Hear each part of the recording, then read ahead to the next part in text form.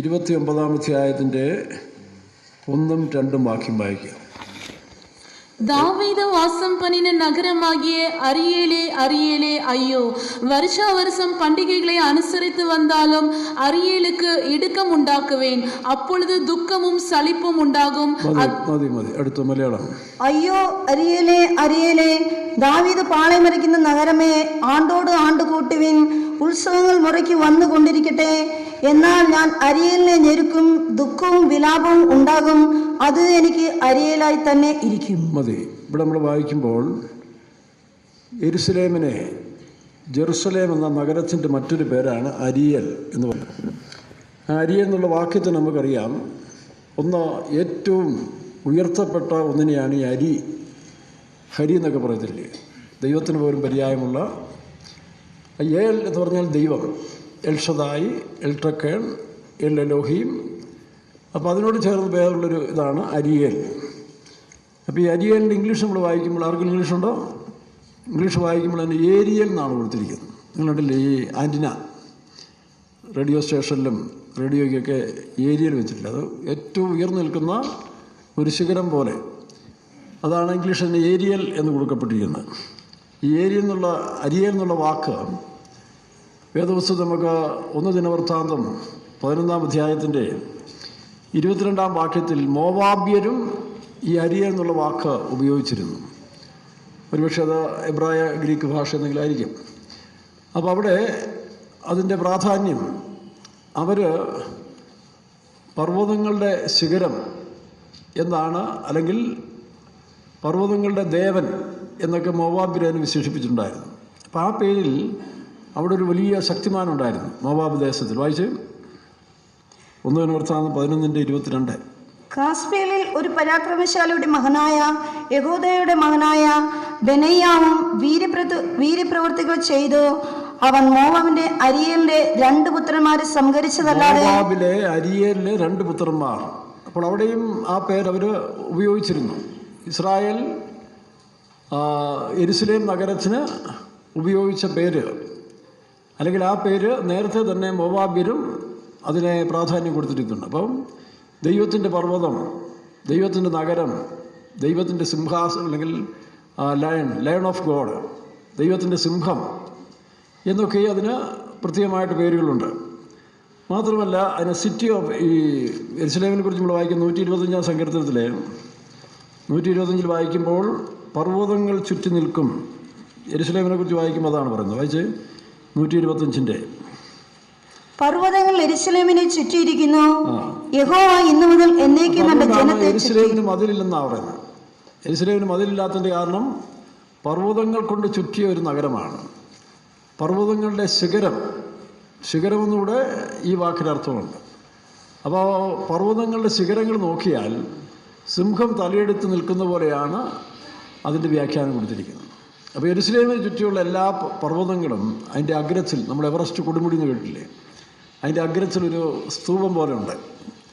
Everest കൊടുമുടിയിൽ Tenzing hill Arian കയറുമ്പോൾ അതിൻ്റെ ഏറ്റവും ടോപ്പിൽ ചെല്ലുമ്പോൾ ഇങ്ങനെ സൂചിമന പോലെ ഒരു ശിഖരം അവിടെ ഉണ്ടായിരുന്നതാണ്. അപ്പോൾ ഈ ശിഖരത്തെയാണ് ഇവിടെ വെളിപ്പെടുത്തുന്നത്, സിയോൺ ശിഖരം. അപ്പോൾ അത് ദൈവത്തെ കൂടെ വെളിപ്പെടുത്തുന്ന, ദൈവത്തിൻ്റെ ആ പെർഫെക്ഷൻ അതിനെ വെളിപ്പെടുത്തുന്ന ഒരു അനുഭവമാണ്. അപ്പോൾ അതുകൊണ്ടാണ് യെശയ്യാ 2:2 മീഖ 4:2 ഒക്കെ വായിക്കുമ്പോൾ അന്ത്യകാലത്ത്, അതായത് ഇനി വരാൻ പോകുന്ന ഇസ്രായേൽ ആലയം പർവ്വതങ്ങളുടെ ശിഖരങ്ങളിൽ സ്ഥാപിതമാകുന്നതാണ്. വായിച്ച്. അന്ത്യകാലത്ത് യഹോവയുടെ ആലയമുള്ള പർവ്വതങ്ങളുടെ ശിഖരത്തെ സ്ഥാപിതവും കുന്നുകൾക്ക് മീതെ ഉന്നതവുമായിരിക്കും, സകല ജാതികളും അതിലേക്ക് ഒഴുകിച്ചെല്ലും. അപ്പോൾ ഇത് ഇസ്രായേലിനെ കുറിച്ചൊരു പ്രവചനമായിട്ട് അവർ വിശ്വസിക്കുന്നെങ്കിലും വാസ്തവത്തിൽ അത് സകല ജാതികളും ഒഴുകിച്ചെല്ലുന്ന ഒന്നാമത്തെ ആലയം ദൈവത്തിൻ്റെ സഭയാണ്. അത് പർവ്വതങ്ങളുടെ ശിഖരങ്ങൾ എന്ന് പറയുന്നത് ക്രിസ്തുയേശു മൂലക്കല്ലായിരിക്കെ നിങ്ങളെ അപ്പോസ്തലന്മാരും. അപ്പോൾ അവിടെ പണിത ദൈവത്തിൻ്റെ നഗരത്തിലേക്കാണ് എൻ്റെ ആലയം സകല ജാതികൾക്കുള്ള. എന്നാൽ ഇനി സംഭവിക്കാൻ പോകുന്ന കാര്യങ്ങൾ, ഈ അരിയലിനെ നമ്മൾ വായിച്ചപ്പോൾ ഇതിനെ ഞെരുക്കുമെന്നാണ് അല്ലേ. പർവ്വതങ്ങൾ ചുറ്റി നിൽക്കുന്ന ഒരു വലിയ നഗരം, സ്ട്രോങ് സിറ്റി ഓഫ് മൗണ്ടൻ എന്നാണ്. വീണ്ടും വായിച്ച 125-ന്റെ 2-ാം വാക്യം തമിഴിൽ പഠിക്കേ. 125-ാം സങ്കീർത്തനം 2. മലയാളം ഒന്നുകൂടെ വായിക്കാം. പർവ്വതങ്ങൾ യെരുശലേമിനെ സുற்றிலும் இருக்குமாப்போல் നോക്കണം, പർവ്വതങ്ങൾ യെരുശലേമിനെ சுற்றிலும் இருக்குமாப்போல் கர்த்தர் இது முதல் என்றென்றைக்கும். അപ്പോൾ ദൈവത്തിന്റെ സംരക്ഷണമാണ് ഈ യെരുശലേമിന് ഇസ്രായേലിന് മുഴുവൻ കൊടുത്തിരുന്നത്. നമ്മുടെ പാസ്റ്റർ കെ.സി. വർഗീസ് ഒരു നല്ല മനോഹരമായ ഒരു പാട്ട് എഴുതിയിട്ടുണ്ട്. പർവ്വതങ്ങൾ ചുറ്റി നിൽക്കും ശാലേസമം കാത്തല്ലോ നീൻ ജനത്തെ, പർവ്വതം ചുറ്റി നിൽക്കും ഹല്ലേലൂയ.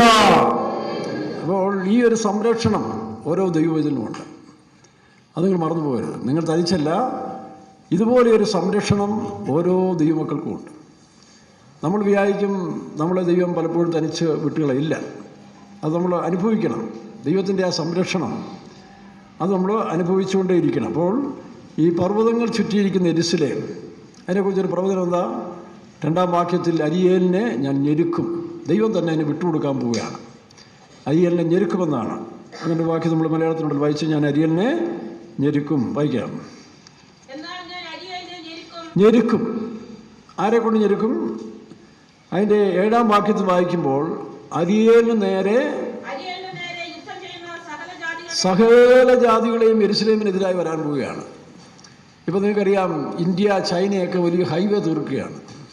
എന്തുമാത്രം കോടികൾ മുടക്കി ചൈനയിൽ നിന്നൊരു ഹൈവേ, എക്സ്പ്രസ് ഹൈവേ ഇന്ത്യയുടെ ബോർഡറും താണ്ടി, അഫ്ഗാനിസ്ഥാൻ താണ്ടി, ഇറാൻ താണ്ടി, ഇറാഖ് താണ്ടി യെരുശലേമിലേക്ക് ഒരു വലിയ ഹൈവേ തീർത്തുകൊണ്ടിരിക്കുകയാണ്. ഏകദേശം തീർന്നുകൊണ്ടിരിക്കുകയാണ്. എന്തിനാണെന്നറിയാമോ? വെളിപ്പാട് പുസ്തകത്തിലെ ഒരു പ്രവചനമുണ്ട്. കിഴക്കൻ സൈന്യങ്ങൾ 16-ാം അധ്യായത്തിലാണ് തോന്നല്ലേ, വെളിപ്പാട് പുസ്തകം 16-ൽ കിഴക്ക് നിന്ന് രാജാക്കന്മാർ യൂഫ്രട്ടീസ് നദി കടന്നു വരുമെന്നാണ്. അപ്പോൾ കിഴക്കൻ രാജ്യം എന്ന് പറഞ്ഞാൽ ഇന്ത്യ, ചൈന, ജപ്പാൻ. ഇപ്പോൾ ജപ്പാനിലെ ഒരു ജനാധിപത്യ നല്ലൊരു രാജാവിന്, ഒരു ചക്രവർത്തിയാണ്, നേതാവിനെയാണ് ഇപ്പോൾ വെടിവെച്ച് വന്നത്. എന്താ അതിൻ്റെ അർത്ഥം? ഇനിയുള്ള കാലത്തിൽ അങ്ങനെ നല്ലവരെന്ന് പറയുന്നവരല്ല ആവശ്യം. ഒരേ ചിന്താഗതിയോടുകൂടി വരാൻ പോകുന്ന പ്രഭു, ദാനിയേലിന്റെ പുസ്തകം നമ്മൾ വായിക്കുന്നില്ലേ, വരാൻ പോകുന്ന പ്രഭു, അതാണ് എതിർ ക്രിസ്തു. അതായത് യേശു നേരത്തെ പറഞ്ഞു, ഇതാ ലോകത്തിൻ്റെ പ്രഭു വരുന്നു, എന്നോട് അവനൊരു കാര്യവും ഇല്ല. പക്ഷെ അവൻ യേശുവിൻ്റെ പേരിലാണ് വരുന്നത്. എൻ്റെ നാമം, യേശുവിൻ്റെ നാമം എടുത്താണ് വരുന്നത്. ഞാൻ യേശുവാണ്, ഞാൻ ക്രിസ്തുവാണ് എന്ന് പറഞ്ഞുകൊണ്ടാണ് അവൻ വരുന്നത്. അങ്ങനെ ഇസ്രായേലിനെയും പിന്നെ ഇസ്ലാമിനെയും ക്രിസ്ത്യാനികളെയും ഒരുപോലെ വഞ്ചിച്ച് കളയുക. അതിന് ഇസ്ലാം പറയുന്ന ഒരു ദജ്ജാൽ എന്നാണ്, എതിർ ക്രിസ്തു. നമ്മളതിനെ പറയുന്നത് നമ്മൾ എതിർ ക്രിസ്തു എന്ന് പറയും, ആൻറ്റി ക്രൈസ്റ്റ്. അവൻ വളരെ തന്ത്രപരമായിട്ട് ഭൂമിയിലേക്ക് വരാൻ പോവുകയാണ്. എല്ലാം റെഡിയായിക്കൊണ്ടിരിക്കുക. ഞാൻ പറഞ്ഞില്ലയോ, നാസ പറഞ്ഞിരിക്കുകയാണ് 2013 അങ്ങനെ ഒരു രാജാവിനെ ഞങ്ങൾ വാഴിക്കുമെന്നാണ്. പരിശുദ്ധാത്മാ അനുവദിച്ചാൽ നടക്കും. പരിശുദ്ധാത്മാവ് സഭയെ കൊണ്ട് പോകണം, ഇല്ലയോ? തെസ്സലോനിക്ക ലേഖനത്തിൽ പറയുന്നു, അധർമ്മത്തിൻ്റെ മർമ്മം ഇപ്പോഴേ വ്യാപരിക്കുന്നു, പക്ഷേ തടുക്കുന്നവൻ, പരിശുദ്ധാത്മാവ് തൻ്റെ സഭയുടെ പൂർത്തീകരണം കഴിയുമ്പോൾ അവരെ കൊണ്ട് പോകുമ്പോൾ അവന് വെളിപ്പെടാൻ കഴിയും. അവൻ്റെ പ്രത്യക്ഷത നശിച്ചു പോകുന്നവർക്കുള്ള ഒരു വാക്യമില്ല, അവൻ്റെ പ്രത്യക്ഷത നശിച്ചു പോകുന്നവർക്കുള്ള ആ ദുഷ്ടവ്യാപാര ശക്തി കൂടെ ആയിരിക്കും. അത്ഭുതങ്ങളും അടയാളങ്ങളും. വായിച്ച 16-ാം അധ്യായത്തിൽ കിഴക്കൻ രാജാക്കന്മാർ 12. ആറാം ദൂതൻ തൻ കലശത്തിലുള്ളതായി ആറാമത്തെ ദൂതൻ. എന്താ അർത്ഥം? ഈ എതിർ ക്രിസ്തുവിൻ്റെ വാഴ്ചയുടെ കാലത്തിൽ 2 പകുതിയാണ്. ഒന്ന്,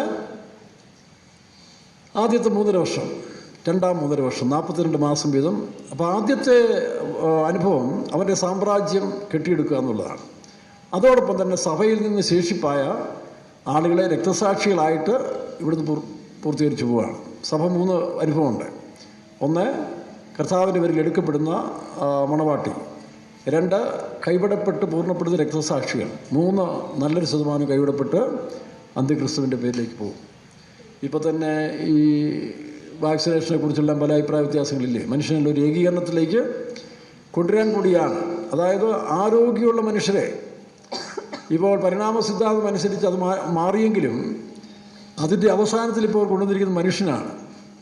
ഈ മനുഷ്യൻ്റെ നെക്സ്റ്റ് വേർഷൻ എന്ന് പറയുന്നത് ദൈവമല്ലേ? മനുഷ്യൻ കഴിഞ്ഞാൽ പിന്നെ ഇനി അപ്പുറത്ത് മൃഗങ്ങളൊന്നുമില്ല, എല്ലാം കഴിഞ്ഞു, ദൈവമാണ്. അപ്പോൾ അങ്ങനെയെങ്കിൽ ഈ മനുഷ്യനെ ദൈവമനുഷ്യനാക്കുക, ഗോഡ്ലി മാൻ. അതിനൊരു ബൈബിളിൽ നിന്ന് ഒരു വാക്യം എടുക്കുന്നുണ്ട്. എന്താ? നിങ്ങൾ ദേവന്മാർ എന്ന് യേശു തന്നെ പറഞ്ഞിട്ടില്ലേ? അപ്പോൾ ഇനി ദേവന്മാർ മതി ഈ ഭൂമിയിൽ നിന്നാണ്. മനസ്സിലാകുമോ? ഇനി ഭൂമിയിൽ ഈ ഒരുപാട് ജനസംഖ്യയുടെ ആവശ്യമില്ല, ഉള്ളത് ദേവന്മാരായിട്ട് മാറുകയാണ്. എക്സ്ട്രാ ഓർഡിനറി മനുഷ്യരാക്കി മാറ്റാൻ പോവുകയാണ്. പക്ഷെ അവർ പറയുന്ന സത്യം 1000 വർഷത്തിലെ നിറവേറുന്നെങ്കിലും ഇവരിങ്ങനെ ആ രാജ്യത്തെ സ്ഥാപിക്കാൻ വേണ്ടി പല കാര്യങ്ങൾ ചെയ്യുന്നുണ്ട്. അതിനാണ് ഈ ഏകലോക നേതാവിനെ ഇവർ തിരഞ്ഞെടുത്ത് മുഴുവൻ ലോകത്തെയും ഒരു ഗവൺമെൻറ്റിൻ്റെ കീഴിൽ കൊണ്ടുവരാൻ പോവുകയാണ്. അപ്പോൾ അതിൻ്റെ ആ രംഗപ്രവേശനത്തിൽ നമുക്ക് കാണാൻ കഴിയുന്നുണ്ട്. വെളിപ്പാട് പുസ്തകം 6-ാം അധ്യായത്തിൻ്റെ 2-ാം വാക്യത്തിലാണ് അവൻ വെള്ളക്കുതിരപ്പുറത്ത് ആദ്യമായിട്ട് പ്രത്യക്ഷപ്പെടുന്ന അവൻ്റെ ഫസ്റ്റ് അപ്പിയറൻസ് അവിടെ കാണാൻ കഴിയുന്നുണ്ട്. വായിച്ചേ. അപ്പോൾ ഞാൻ ഒരു വെള്ളക്കുതിരയെ കണ്ടു, അതിന്മേൽ ഇരിക്കുന്നവന്റെ കയ്യിൽ ഒരു വില്ലുണ്ട്, അവനൊരു കിരീടവും ലഭിച്ചു. വില്ലുണ്ട്, പക്ഷെ അമ്പില്ല. അതിൻ്റെ അർത്ഥം എന്താ? സമാധാനം. അവർ സമാധാനം എന്ന് പറയുമ്പോൾ ഗർഭിണിക്ക് പ്രസവത്തിന് വരുന്ന പോലെയാണ്. അപ്പം എല്ലാവരും ആശ്ചര്യപ്പെട്ടു പോകും. കാരണം അതുപോലെ വളരെ വണ്ടർഫുൾ ടെക്നോളജി, ലോസ്, അതിൻ്റെ റെമീഡി, എക്കണോമിക്കൽ ക്രൈസിസ്, ഇതിനെല്ലാം പരിഹരിക്കത്തക്കവണ്ണം വളരെ വിദഗ്ധമായിട്ടൊരു സിദ്ധാന്തം കൊണ്ടുവരും. എല്ലാ മനുഷ്യരും അംഗീകരിക്കും. ഞാൻ ക്രിസ്തുവാണെന്ന് പറയും. യേശുവിൻ്റെ എല്ലാ സ്വഭാവങ്ങളും വെളിപ്പെടുത്തും. ആദ്യം നല്ല സൗമ്യനും ശാന്തനും, അവൻ്റെ നോളജോ ഭയങ്കരമായിരിക്കും. അപ്പോൾ ഇസ്ലാമും യഹൂദനും എല്ലാം തമ്മിൽ അങ്ങോട്ടും ഇങ്ങോട്ടും ക്ലാഷല്ലേ? ക്രിസ്ത്യാനികൾക്കും അങ്ങോട്ടും ഇങ്ങോട്ടുണ്ട്. ക്രിസ്ത്യാനികൾ തന്നെയും പല വിദ്വേഷങ്ങളില്ലേ? ഇപ്പോൾ യാക്കോബക്കാരും ഓർത്തഡോക്സുകാരും അടിയുടക്കിയെടുത്തുന്ന ആളായി ഇതുവരെയും. അപ്പോൾ ഈ പിശാച് ഇങ്ങനെ എല്ലാവരും കലക്കിക്കൊണ്ടിരിക്കുകയാണ്. അപ്പോൾ അതിനെല്ലാം മാറ്റി പുതിയൊരു രാജ്യം സ്ഥാപിക്കാൻ പോവുകയാണ് മുഴുവൻ ലോകവും. അതുകൊണ്ടാണ് ഇന്ന് ഈ ലോക നേതാക്കന്മാരെല്ലാം ഒരേ ചിന്താഗതിയുള്ളവരായിരിക്കും. ഇപ്പോൾ കേരള മുഖ്യമന്ത്രി, ഇന്ത്യൻ പ്രധാനമന്ത്രി, റഷ്യൻ, ഇതെല്ലാം ഒരു ഏകാധിപത്യ, സോഷ്യലിസ്റ്റ്, ജനാധിപത്യ, പിന്നെ രാഷ്ട്രീയ സ്വേച്ഛാധിപതികളായി മാറിക്കൊണ്ടിരിക്കുന്നൊരവസ്ഥ. കാരണം അത് അവരുടെ കുറ്റമല്ല. ഈ ലോകത്തിൽ വ്യാപിക്കുന്ന വ്യാപാരശക്തി, അന്ധകാരത്തിൻ്റെ വ്യാപാരശക്തി ഇതിനെല്ലാം ബലപ്പെടുത്തിക്കൊണ്ടിരിക്കുകയാണ്. പക്ഷെ അവൻ്റെ ആ ഫസ്റ്റ് അപ്പിയറൻസ് എന്ന് പറയുന്നത് വളരെ രസമാണ്. വെള്ളക്കുതിര അതേ കാണിക്കുന്നു. വെള്ള വിശുദ്ധിയുടെയും സമാധാനം തന്നെയല്ല. കർത്താവായ യേശു 1000 വർഷത്തിന് മുമ്പ് ഇസ്രായേലെല്ലാം പരാജയപ്പെടുന്ന സമയത്ത് അവസാന യുദ്ധത്തിൽ യേശു വെള്ളക്കുതിരപ്പുറത്താണ് വരുന്നത്. 19-ാം അധ്യായത്തിൽ നമ്മൾ വായിക്കുന്നുണ്ട്. വെളിപ്പാട് 19 സ്വർഗത്തിലെ സൈന്യം ശുദ്ധമായ വിശേഷവസ്ത്രം ധരിച്ച് കുതിരപ്പുറത്ത് അവനെ അനുഗമിക്കുന്നു. അപ്പോൾ ഇതേ വെള്ളക്കുതിര എന്ന് പറഞ്ഞാൽ ആ ഒരു പ്രതലത്തിലാണ് രംഗപ്രവേശനം ചെയ്യുന്നത്. അതിൻ്റെ അർത്ഥം ഞാൻ ക്രിസ്തുവാണ്, മശിഹ, ലോകസമാധാനം എന്നും പറഞ്ഞുകൊണ്ട് അവനെ മുന്നോട്ട് പ്രവേശിക്കുമ്പോൾ അമ്പില്ല, വില്ല് മാത്രം. വില്ലിതാ കാണിക്കുന്നു. നോഹയുടെ കാലത്തിൽ ഒരു വില്ല്, സമാധാനം. എല്ലാവരും അംഗീകരിക്കും. സകല മനുഷ്യർ, അതായത് കുഞ്ഞാടിൻ്റെ ജീവപുസ്തകത്തിൽ പേരെഴുതിയാത്ത എല്ലാവരും അംഗീകരിക്കും. കാരണം ജീവിച്ചാൽ പോരെ. ഇന്നെല്ലാവർക്കും എന്താ വിഷയം? ജീവിക്കണം, കാശ് വേണം, സമാധാനം വേണം, സ്വസ്ഥത വേണം. ഇന്നത്തെ പുതിയ തലമുറ അങ്ങനെ വയലൻ്റ് അല്ല. ബഹളം ഉണ്ടാക്കി, പ്രശ്നം ഉണ്ടാക്കി, തെരുവ് കിടന്ന് ഗുസ്തി നടത്തി, അത് ഈ പുതിയ തലമുറ ആഗ്രഹിക്കുന്നില്ല. അവർക്ക് ജോലി വേണം, സാമ്പത്തികം വേണം, അടങ്ങി ഒതുക്കി ജീവിക്കണം. അത് ഇന്നത്തെ തലമുറയുടെ ഒരു കൾച്ചറാണ്. അപ്പോൾ അതിനേറ്റവണ്ണം അവൻ എല്ലാവിധത്തിലും ഒരു പുതിയ സിദ്ധാന്തം കൊണ്ടുവരും, മുഴുവൻ ലോകത്തെ അംഗീകരിക്കത്തക്കവണ്ണം. അതാണ് വെള്ളക്കുതിരപ്പുറത്ത്. എന്നാൽ 6:4 വായിക്കുമ്പോൾ ഭരണം തുടങ്ങി കുറേ കഴിയുമ്പോൾ അവസ്ഥ മാറുക. കാരണം അവരുടെ അകത്തിരിക്കുന്ന ഈ ദുഷ്ടശക്തികളാണ്. അപ്പോൾ അവരെ കൊണ്ട് നേരെ ഒരു ഭരണം ചെയ്യാനൊക്കത്തില്ല. എല്ലാം തട്ടിപ്പും വെട്ടിപ്പും ബ്ലാക്ക് മെയിലും നമ്മളിത് പലതും കാണുന്നല്ലോ. അതവർ എടുത്തുകൊണ്ടിരിക്കും. കാരണം അതാണ് ഒറിജിനൽ, മറ്റത് വ്യാജമാണ്. ആദ്യം കാണിച്ച് ജനത്തെ ചതിക്കാനും കളിപ്പിക്കാനും വേണ്ടി കാണിച്ച തന്ത്രമാണ്. രണ്ടാമത് അതിൻ്റെ ഒറിജിനൽ വരികയാണ്. ഇത് മാറ്റാൻ അവരെ കൊണ്ട് ഒക്കത്തുമില്ല. അതുകൊണ്ടാണ് 6:4 കുതിര കളർ മാറി. വായിക്കാം. അപ്പോൾ ചുവന്നതായ മറ്റൊരു കുതിര പുറപ്പെട്ടു. ചുവന്ന കുതിര, അതിൻ്റെ അർത്ഥം എന്താ? രക്തരൂക്ഷമായിട്ടുള്ള, എവിടെയും വയലൻസ്. അപ്പോൾ വെള്ളക്കുതിര മാറി ആ അന്ത്യക്രിസ്തുവിൻ്റെ ഭരണത്തിലെ 2ാം ഘട്ടം വരുമ്പോൾ എല്ലായിടും വയലൻ്റാണ്. യുദ്ധവും വെട്ടിക്കുത്തും കൊലപാതകങ്ങളും ബലാത്സംഗങ്ങളും എല്ലാം ജസ്റ്റ് ഓപ്പോസിറ്റീവായിട്ടുള്ള കാര്യങ്ങൾ വരും. തീർന്നില്ല. അടുത്ത് 6-ാം വാക്യത്തിൽ വായിക്കുമ്പോൾ കുതിരയുടെ കളർ പിന്നെ മാറുകയാണ്. വായിക്കാം. കറുത്ത കുതിരയെ കാണിക്കുന്നു. ക്ഷാമം, ബ്ലാക്ക് മാർക്കറ്റ്. കറുത്ത കുതിര വന്നപ്പോൾ താഴോട്ട് വായിക്കാം. അപ്പോൾ ഞാൻ കറുത്ത കുതിരയെ കണ്ടു, അതിന്മേലിരിക്കുന്നവൻ ഒരു തുലാസ് കയ്യിലുണ്ട്. എന്താ കാരണം? ക്ഷാമം, ഭക്ഷണമില്ല. ഇപ്പം തന്നെ റേഷനിലെല്ലാം ഗോതമ്പ് നിർത്തി വരികയല്ലേ. കാരണം ഇല്ല, സാധനമില്ല, ഈ സ്റ്റോക്കെല്ലാം തീർന്നുകൊണ്ടിരിക്കുകയാണ്. അപ്പോൾ അളന്നു കുടിക്കും. ഒരുത്തം കഴിക്കേണ്ടത് രാവിലെ ഉച്ചയ്ക്കും വൈകിട്ടും കൂടെ കഴിക്കേണ്ടത് ഇത്രയായിരിക്കും. ഒരു കുടുംബത്തിന് 1/2 കിലോ അരി, അല്ലെങ്കിൽ ഒരാഴ്ചത്തേക്ക് 2 കിലോ അരി. എങ്ങനെ ജീവിക്കും? അപ്പോൾ മനുഷ്യൻ കണ്ടടച്ചാണ് എല്ലാം തിന്നാൻ തുടങ്ങും. ഈ 2ാം ലോകമഹായുദ്ധത്തിൽ ഭക്ഷണമില്ലാഞ്ഞ കാലത്തിൽ ഈ ജയിലിൽ നിന്നൊക്കെ ആൾക്കാരെ ജോലിക്ക് വിടുമ്പോൾ അവർ കണ്ട തവളയും അതുപോലെ ലോകമനുഷ്യരും പാമ്പിനെയും തവളയും എല്ലാത്തിനും പിടിച്ച് തിന്നാൻ തുടങ്ങി. കണ്ടുവരുന്നതെല്ലാം അങ്ങനെ പകർച്ചവ്യാധി തുടങ്ങി. അപ്പോൾ ഈ ക്ഷാമം വന്നു കഴിഞ്ഞാൽ അടുത്തത് പകർച്ചവ്യാധിയാണ്. അതാണ് 8ാം വാക്യത്തിലെ കുതിര. വായിക്കാം. ഖരാൽ നിറമുള്ളൊരു കുതിര. വായിക്കാം. മരണം. നോക്കണം, അനേകര് ഈ പറഞ്ഞ പോലെ മരണം, പിന്നെ മരിക്കാൻ തുടങ്ങും. അങ്ങനെ ക്ഷാമം കൊണ്ടും വാളുകൊണ്ടുമൊക്കെ ഒരു വലിയ സംഹാരം ലോകത്തിലുണ്ടാകാൻ പോവുകയാണ്. എന്നാൽ അതിനു മുമ്പ് ഇവൻ്റെ ഭരണത്തിൻ്റെ ആദ്യഘട്ടങ്ങളെല്ലാം വളരെ നന്നായിട്ട് വരുന്നെങ്കിലും പിന്നെ എല്ലാം മാറിക്കൊണ്ടിരിക്കും. അപ്പോൾ ഈ സമയത്തിൽ അവനെന്ത് പറയും? എല്ലാവരെയും ഈ പറഞ്ഞ പോലെ അവൻ കൊടുക്കുന്ന നമ്പർ വെളിപ്പാട് ദിവസം 13:7 മുതൽ വായിക്കുമ്പോൾ അവൻ 666 എന്ന് പറഞ്ഞ നമ്പർ കൊടുക്കും. ആ നമ്പർ ഏൽക്കാത്തവന് വാങ്ങാനോ വിൽക്കാനോ ചെയ്യാൻ കഴിയില്ല. ഇന്നിപ്പോൾ നമ്മൾ അന്താരാഷ്ട്ര ലെവൽ വലിയ മാളുകൾ, ലൂലു മാൾ പോലെ എല്ലായിടവും വലിയ വലിയ മൾട്ടി പ്രസ്ഥാനങ്ങളൊക്കെ തുടങ്ങിയിരിക്കുകയാണ്. ഇനി അതുമൂലമായിട്ടായിരിക്കും സപ്ലൈ, അവിടെയായിരിക്കും ഉള്ളത് എന്തെങ്കിലും കിട്ടുന്നത്. അപ്പോൾ അവിടെ ചെല്ലുമ്പോൾ ഈ നമ്പരും ഇതെല്ലാം സ്ട്രിക്റ്റാക്കാൻ പോവുകയാണ്. അങ്ങനെ വരുമ്പോഴാണ് മനുഷ്യനെ വളരെ അസ്വസ്ഥരായിത്തീരുന്നത്. അതൊരു ഭാഗം. എന്നാൽ ഈ 3.5 വർഷത്തിൻ്റെ മറുഭാഗത്ത് ആ സാഹചര്യങ്ങളിൽ വിശ്വാസികൾ, അത് വെളിപ്പാട് 12-ാം അധ്യായത്തിൽ കാണുന്നുണ്ടല്ലോ, സഭയുടെ ശേഷിപ്പ് രക്തസാക്ഷികളായിത്തീരും. എന്നാൽ ഇവിടെ യഹൂദനെ സംബന്ധിച്ച് അവനുണ്ടാകുന്ന കഷ്ടകാലം യുദ്ധമാണ് ഇന്നിപ്പോൾ നമ്മൾ പ്രധാനമായിട്ട് ചിന്തിക്കുന്നത്. ഇവിടെ നമ്മൾ വായിക്കുമ്പോൾ ഇവിടെ എസെക്കിയേൽ പ്രവചനം 38-ാം അധ്യായത്തിൻ്റെ 8 മുതൽ 11 വരെ ഒന്ന് വായിക്കാം. എസെക്കിയേൽ 38-ന്റെ 8 മുതൽ 11, യോവേൽ 3:9, 2 വാക്യം വായിക്കാം. ഏറിയ നാൾ കഴിഞ്ഞിട്ട് നീ സന്ദർശിക്കപ്പെടും. വാളിന് ഒഴിഞ്ഞു പോകുന്നത് പോലെ പല ജാതികളിൽ നിന്ന് ശേഖരിക്കപ്പെട്ടതുമായ ഒരു രാജ്യത്തിലേക്ക് നീ ഒടുക്കം വന്നു ചേരും. നിരന്തര ശൂന്യം. ജാതികളിൽ നിന്ന് ശേഖരിക്കപ്പെട്ട രാജ്യം അതെപ്പോഴാണ് സംഭവിച്ചത്? 1948. അതുവരെ ഇസ്രായേൽ അനേക ജാതികൾ, നമ്മുടെ ഈ എറണാകുളത്തും മാളയിലും പിന്നെ പല സ്ഥലങ്ങളിൽ, മിസോറാമിലൊക്കെ യഹൂദന്മാർ ഇപ്പോഴല്ലേ പോയത്. മനാശ ഗോത്രത്തിൽപ്പെട്ട ഗോത്രങ്ങളിൽ താമസിച്ചിരുന്നതാണ് മിസോറാമിലെ. അവിടെ നിന്നാണ് അവർ ഇസ്രായേലിലേക്ക് പോയത്. അങ്ങനെ ലോകത്തിൻ്റെ വിവിധ ഭാഗങ്ങളിൽ നിന്ന് അനേക ജാതികൾ ചേർക്കപ്പെട്ടു വന്ന രാജ്യം ഇസ്രായേലാണ്. അപ്പോൾ 48-ന് ശേഷം സംഭവിക്കേണ്ട കാര്യങ്ങളാണ് ഈ പറഞ്ഞ 2500 വർഷങ്ങൾക്ക് മുമ്പ് എഴുതിയ പുസ്തകത്തിൽ നമ്മൾ കാണുന്നത്. അങ്ങനെ ഒരുപാട് പ്രവചനങ്ങൾ നമുക്കിവിടെ കാണാൻ കഴിയുന്നുണ്ട്. താട്ട് വായിച്ച്. നിരന്തര ശൂന്യമായി കിടന്നിരുന്ന ഇസ്രായേൽ പർവ്വതങ്ങളിൽ തന്നെ, എന്നാൽ അവർ ജാതിയുടെ ഇടയിൽ നിന്ന് വന്ന് എല്ലാവരും നിർഭയമായി വസിക്കും. നീ മഴക്കോൾ പോലെ കയറി വരും. നോക്കണം, ഇസ്രായേൽ നിർഭയമായി വസിക്കുന്ന സമയം നീ മഴക്കോൾ പോലെ കയറി വരുമെന്നാണ്. മഴക്കോൾ എന്ന് പറഞ്ഞാൽ തമിഴ് വായിക്കുമ്പോൾ കാർമേഘം. വായിച്ച്. കാർമേഘം പോലെ. பெருங்காற்றும் எழும்பி வருவாய். நீயும் உன்னுடைய எல்லா ராணுவங்களும் உன்னோட கூட இருக்கும் திரளான ஜனங்களும் കാർമേഘം പോലെ വരുന്നു. അതെങ്ങനെ വരും? കപ്പലാണ്? അല്ലല്ലോ. മറ്റു പാറ്റൻ ടാങ്കാണോ? അല്ല. ഈ പ്ലെയിൻ യുദ്ധവിമാനങ്ങളാൽ. വിമാനം കണ്ടുപിടിച്ചിട്ടേ ഇല്ല. 2500 വർഷം, ഈ 100 വർഷം ആയുള്ളല്ലോ. 100 വർഷം പോലും ആയില്ല പ്ലെയിൻ കണ്ടുപിടിച്ചിട്ട്. അപ്പോൾ 2500 വർഷങ്ങൾക്ക് മുമ്പ് ഇസ്രായേലിനെതിരായിട്ട് വരുന്ന യുദ്ധത്തിൽ ഇതുപോലെയുള്ളത് ആ യുദ്ധവിമാനങ്ങൾ പോലെ ഇങ്ങനെ ഒഴുകി വരുമെന്നാണ് ഇസ്രായേലിനെ ഇല്ലാതാക്കാൻ.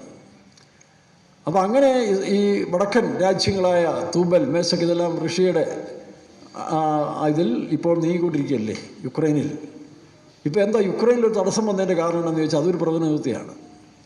ആ 38 തന്നെ പറയുന്നുണ്ട്, ഈ റഷ്യ ഈ പറഞ്ഞ ചില രാജ്യങ്ങളുമായിട്ട്, പേർഷ്യ, തുർക്കി, മറ്റു ചില രാജ്യങ്ങളെല്ലാം കൂടെ ചേർന്ന് ഇസ്രായേലിനെതിരായിട്ട് യുദ്ധത്തിന് വരികയാണ്. വാസ്തവത്തിൽ യുക്രൈനെ അല്ല, പക്ഷേ ഈ റഷ്യയുടെ പട ഭയങ്കരമാണ്.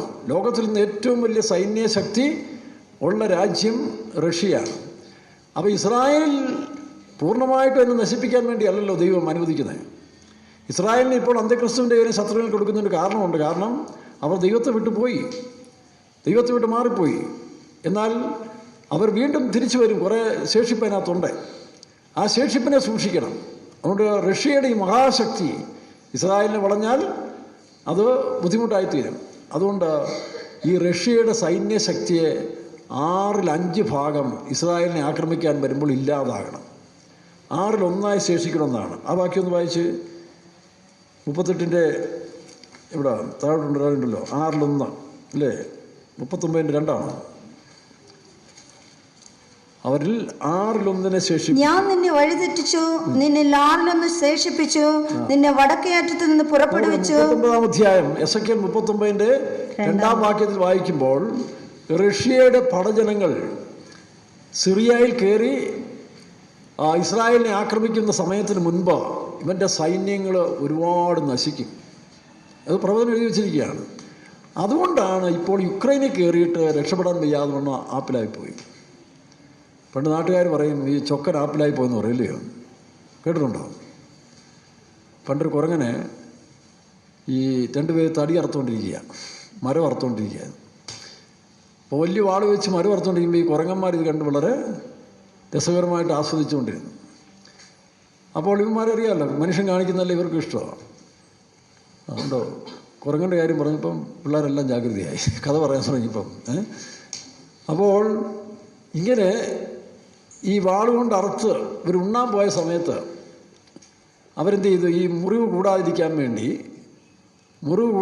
വേണ്ടി ഒരു ആപ്പ്, വലിയൊരു ആപ്പ് ഈ 2 അറുത്തതിൻ്റെ മരത്തിൻ്റെ ഇടയിൽ വെച്ചിട്ട് ആപ്പടിച്ചിട്ട് പോയി. കാരണം വാളിങ്ങെടുക്കണമല്ലോ. ഇത് കണ്ട കുരങ്ങന്മാർക്ക് തോന്നി, എന്നാൽ പിന്നെ ഇവരുണ്ണാൻ പോയപ്പോൾ ഈ ആപ്പ് വലിച്ചു വരണമെന്ന് തോന്നി. ആപ്പ് വിൽക്കുന്നവരുണ്ട്, ആപ്പ് വലിച്ചു വരുന്നവരുണ്ടല്ലേ. അപ്പോൾ ഈ ആപ്പ് വലിച്ചു വരണം തോന്നി കുരങ്ങന്മാരെല്ലാം അവിടെ അക്ഷീണ പരിശ്രമം ചെയ്ത് ഒരു പിടുത്തം പിടിച്ച് വലിച്ചു. പക്ഷെ 2 വാല് ഈ മരത്തിൻ്റെ ഇടയിലായിപ്പോയി. 2 അനങ്ങാൻ വയ്യ. അതാണ് ചൊക്കൻ ആപ്പിലാകുക എന്ന് പറയുന്നത്. കേട്ടോ? അവിടെ നമ്മളാരും പോയി ആപ്പിലാകരുത് കേട്ടോ. മറ്റുള്ളവർക്ക് പാര വെച്ച് അല്ലെങ്കിൽ വേണ്ടാത്ത പണി, അർഹതയില്ലാത്ത സ്ഥാനത്ത് നടത്തിപ്പുകാർ കൈകാര്യം ചെയ്യേണ്ട കാര്യത്തിൽ നിങ്ങൾ കൈകാര്യം ചെയ്യുമ്പോൾ ചിലപ്പോൾ ചില ചാൻസ് കിട്ടും. നടത്തിപ്പുകാർ ചിലപ്പോൾ ആലോചന ചോദിക്കും. ഈ ചാൻസിൽ മറ്റുള്ളവർ ആപ്പ് വെക്കാനോ പിന്നെ ആപ്പ് ഊരാനോ നീ പോയാൽ നീ ചൊക്കൻ ആപ്പിലായി പോയതായിപ്പോകും. ഇതോടെ സൂചിപ്പിക്കുക, ഞാൻ പറയാം. ദൈവത്തിൻ്റെ സ്തോത്രം. അപ്പോൾ ഇങ്ങനെ ഇപ്പോൾ റഷ്യ പോയി തല ഊരാൻ വയ്യാത്ത വിധത്തിൽ അടി വാങ്ങിക്കൊണ്ടിരിക്കുകയാണ്. എന്താ കാരണം? ഈ വചനമാണ് 6 ശേഷിക്കും. ഇസ്രായേലിൻ്റെ യുദ്ധത്തിന് വരുമ്പോൾ റഷ്യയുടെ പടയിൽ 6 അവശേഷിക്കുന്നതാണ്. ഇല്ലെങ്കിൽ ഭയങ്കര പടമല്ലേ മൊത്തം. അപ്പോൾ അങ്ങനെ അവർ ഇസ്രായേൽ ദേശത്ത് വരും. എന്നാൽ എന്തുകൊണ്ടാണ് ഇസ്രായേലിൽ ഈ യുദ്ധത്തിൻ്റെ ആവശ്യമെന്ന് ചോദിച്ചാൽ നടക്കും.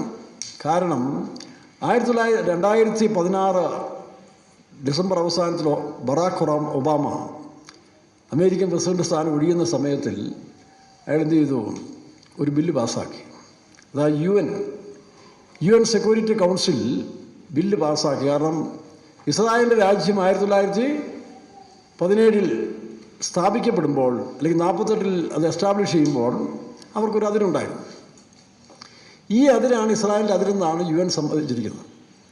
അതുകൊണ്ട് പിന്നീട് നിങ്ങൾ 67 യുദ്ധത്തിൽ കയറി ആക്രമിച്ചെടുത്തിരിക്കുന്ന വെസ്റ്റ് ബാങ്കും ഗോലാൻ കുന്നും അങ്ങനെ ചില സ്ഥലങ്ങളെല്ലാം വിട്ടുകൊടുക്കണമെന്ന് പറഞ്ഞ് അവർ ഗോലാൻ കുന്ന് കുറേ വിട്ടുകൊടുത്തു.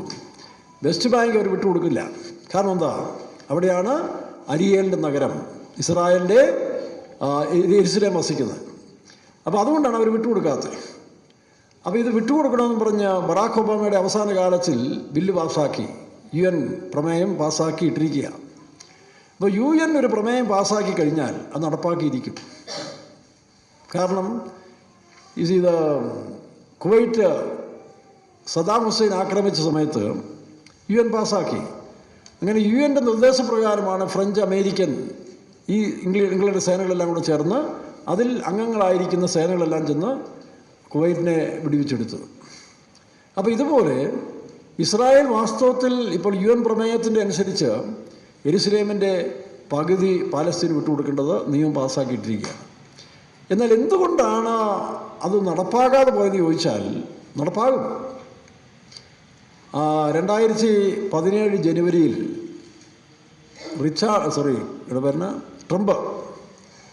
ട്രംപ് അധികാരത്തിൽ വന്ന സമയത്തിൽ തന്നെ അതിനുവേണ്ടിയായിരിക്കും കൊണ്ടുവന്നത്. താൻ ഉടനെ ബില്ല് പാസ്സാക്കി അത് സാധ്യമല്ല, യെരുശലേം ഇസ്രായേലിൻ്റെ ക്യാപിറ്റലായിട്ട് പ്രഖ്യാപിക്കുകയും ചെയ്തു. എന്നിട്ടും രാജ്യങ്ങൾ അനങ്ങില്ല. പലരും പറഞ്ഞെങ്കിലും, അമേരിക്ക ഉൾപ്പെടെ പറഞ്ഞ് വിട്ടുകൊടുക്കണമെന്നൊക്കെ പറഞ്ഞെങ്കിലും ആരും അനങ്ങുന്നില്ല. എന്താ കാരണം? സമയമായില്ല. വഴിയിൽ നിന്ന് തടുക്കുന്നവൻ മാറിപ്പോയില്ല. അതിൻ്റെ സമയമായി വരുന്നേ ഉള്ളൂ. അപ്പോൾ അതുകൊണ്ടാണ് ആ സംഭവം നിർവാഹം. പക്ഷെ നടക്കും. അതിനാണ് ഈ രാജ്യങ്ങൾ റഷ്യയുടെ നേതൃത്വത്തിൽ UN പ്രമേയം അനുസരിച്ച് UN സെക്യൂരിറ്റി കൗൺസിൽ പാസാക്കിയ നിയമം അനുസരിച്ചിട്ട് ഇവരെ യെരുശലേം പാതി പാലസ്തീൻ ദേശത്തിന് കൊടുക്കണം എന്നുള്ളത് നടപ്പാക്കാൻ വേണ്ടിയാണ് ഇവർ വരുന്നത്. പക്ഷേ അതല്ല എന്നുള്ളതാണ് 13-ാം വാക്യത്തിൽ നമ്മൾ കാണുന്നത്. 38-13 വായിച്ചേ. അവിടെ തർശീശ് വർത്തകന്മാരും വായിക്കാം. ശെബയും ദേദാനും തർശീശ് വർത്തകന്മാരും അതിലെ സകല ബാലസിംഹങ്ങളും നിന്നോട് നീ കൊള്ളയിടുവാനോ വന്നത് കവർച്ച ചെയ്യുവാനും. സെബ എന്നൊക്കെ പറയുന്ന മിഡിൽ ഈസ്റ്റിലെ സൗദി അറേബ്യ എന്നൊക്കെ പറയുന്നു, നമുക്കറിയില്ല. അങ്ങനെ ചില രാജ്യങ്ങൾ ഇതിനോട് സപ്പോർട്ട് ചെയ്യുന്നതാണ്. ഇപ്പോൾ അവരെല്ലാം ഇസ്രായേലുമായിട്ട് വളരെ സംബന്ധം കൂടി വ്യാപാര കരാറെല്ലാം ഒപ്പുവെച്ച് കഴിഞ്ഞു.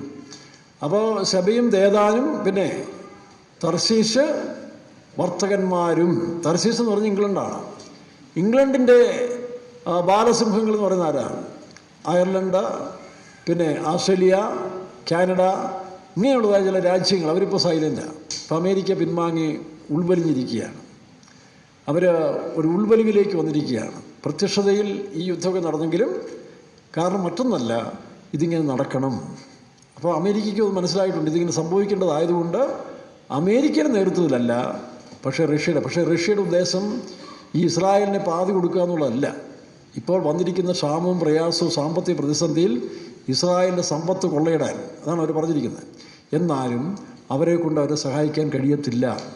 മറ്റൊരു വാക്യം നമ്മൾ വായിക്കുമ്പോൾ യെസക്കേൽ അവിടെ പറയുമ്പോൾ നിൻ്റെ സ്നേഹിതന്മാർ ഇല്ലയോ, അവർക്ക് നിന്നെ സഹായിക്കാൻ കഴിയില്ല. 30 ഇരമ്യ പ്രവചനം 30-13 വാക്യത്തിൽ വായിക്കുമ്പോൾ നിൻ്റെ സ്നേഹിതന്മാരായ അമേരിക്കയോ ഇംഗ്ലണ്ടോ അയർലൻഡോ ഓസ്ട്രേലിയയോ ഇതൊന്നും ഈ സമയത്ത് നിന്നെ സഹായിക്കാൻ കാണത്തില്ല. എത്ര വർഷം മുമ്പാണ് നടക്കാൻ പോകുന്ന പ്രവചനം? 2500 വർഷത്തിന് മുമ്പ് ഇരമ്യ പറഞ്ഞിരിക്കുക. വായിച്ച്.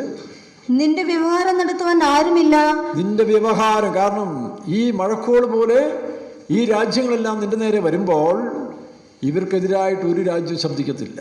അപ്പോൾ തന്നെ നമുക്കറിയാമല്ലോ, ഇവിടെ നമ്മൾ ദിവസം കണ്ടുകൊണ്ടിരിക്കുകയല്ലേ, ചില പ്രത്യേക വിഭാഗക്കാർ, ചില തീവ്രവാദ സംഘടനകളൊക്കെ എന്ത് കാണിച്ചാലും ആരും മിണ്ടുന്നില്ല, എല്ലാം പേടിച്ച് മര്യാദയ്ക്കിരിക്കുകയാണ്.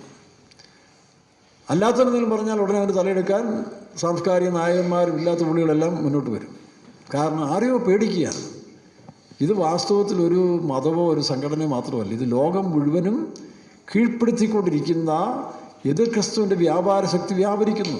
അത് കൂടത്തേ ഉള്ളൂ, പറയത്തില്ല, അതിന് കൂടത്തേ ഉള്ളൂ. അപ്പോൾ അതുകൊണ്ട് ഇതിൻ്റെ ഇടയ്ക്ക് എന്താണ് സഭയ്ക്ക് സംഭവിക്കുന്നത്, ഇസ്രായേലിന് സംഭവിക്കുന്നുള്ളത് നമ്മളൊന്ന് പഠിച്ചു വരികയാണ്.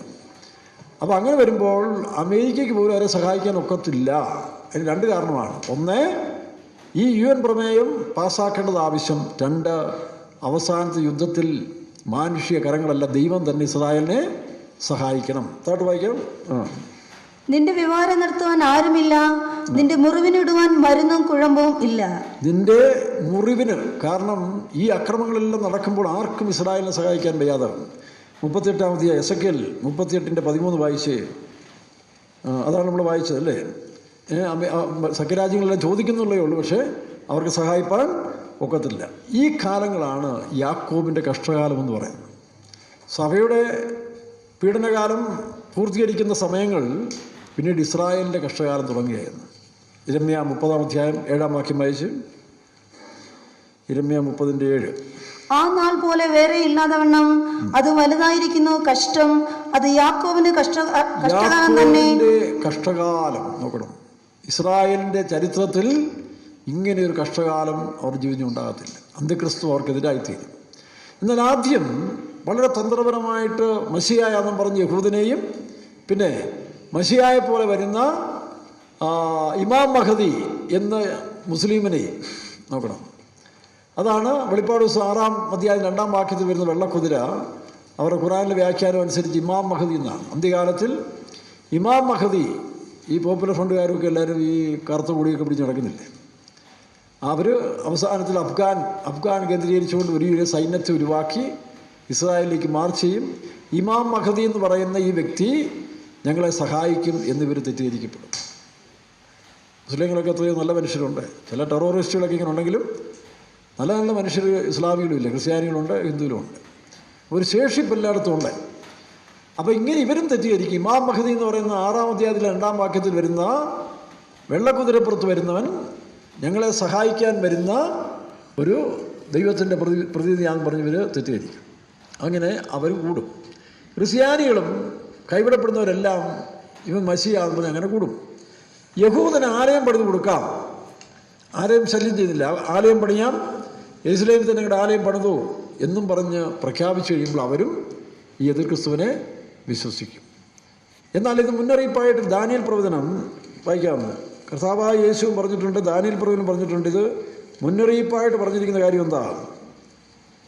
9-ാം അധ്യായത്തിൻ്റെ 26-ാം വാക്യം വായിച്ച്, ദാനിയേൽ 9:26, പിന്നെ 11:30 മുതൽ 31 മുതൽ വായിക്കാം, രണ്ടും വായിക്കാം.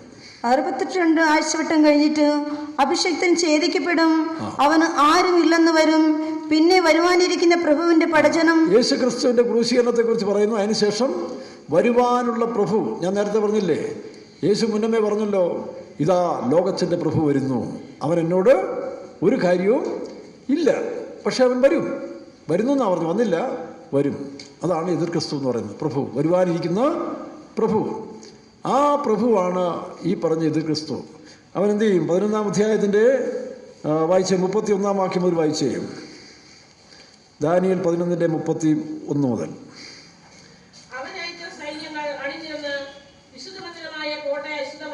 വിശുദ്ധ മന്ദിരമായ കോട്ടയെ, യെരുശലേമിനെ അശുദ്ധമാക്കി, പിന്നെ ശൂന്യമാക്കുന്ന മ്ലേച്ഛ ബിംബത്തെ പ്രതിഷ്ഠിക്കും. അപ്പോഴാണ് ഇസ്രായേൽ തെറ്റുപറ്റുന്നത്. ഇസ്രായേൽ അപ്പോഴാണ് തെറ്റുപറ്റി ഇവൻ ചതിയനാണെന്ന് മനസ്സിലാകുന്നത്. കാരണം ആലയം പണിയാനെല്ലാം അവസരം കൊടുത്തിട്ട് ആലയം പണി കഴിയുമ്പോൾ അവൻ്റെ മ്ലേച്ഛ വിഗ്രഹത്തെ കൊണ്ട് അവിടെ വയ്ക്കാൻ പറയും.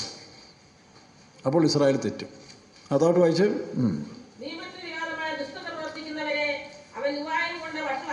ഇന്നും ഭരണകർത്താക്കന്മാരെ കാണുന്നവരെല്ലാം തന്ത്രങ്ങളാണ്.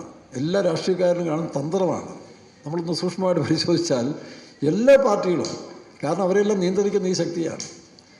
ചില വിധത്തിൽ ഇസ്ലാമിയ ഫോബിയ, മറ്റേ ഫോബിയ, മറിച്ച ഫോബിയ എന്നൊക്കെ പറഞ്ഞ് വരുന്നത്. ഇതെല്ലാം പൊതുവിൽ വരുമ്പോൾ ഇസ്ലാമിനെയും ക്രിസ്ത്യാനിയെയും ഹിന്ദുവിനെല്ലാം മനുഷ്യവർഗത്തെ മുഴുവൻ ചതിക്കുന്ന സാത്താനും മഹാസർപ്പം എന്ന് പറയുന്ന പിശാച് തൻ്റെ വ്യാപാര ശക്തി ഭൂമിയിൽ ശക്തിയായി പ്രവർത്തിക്കുകയാണ്.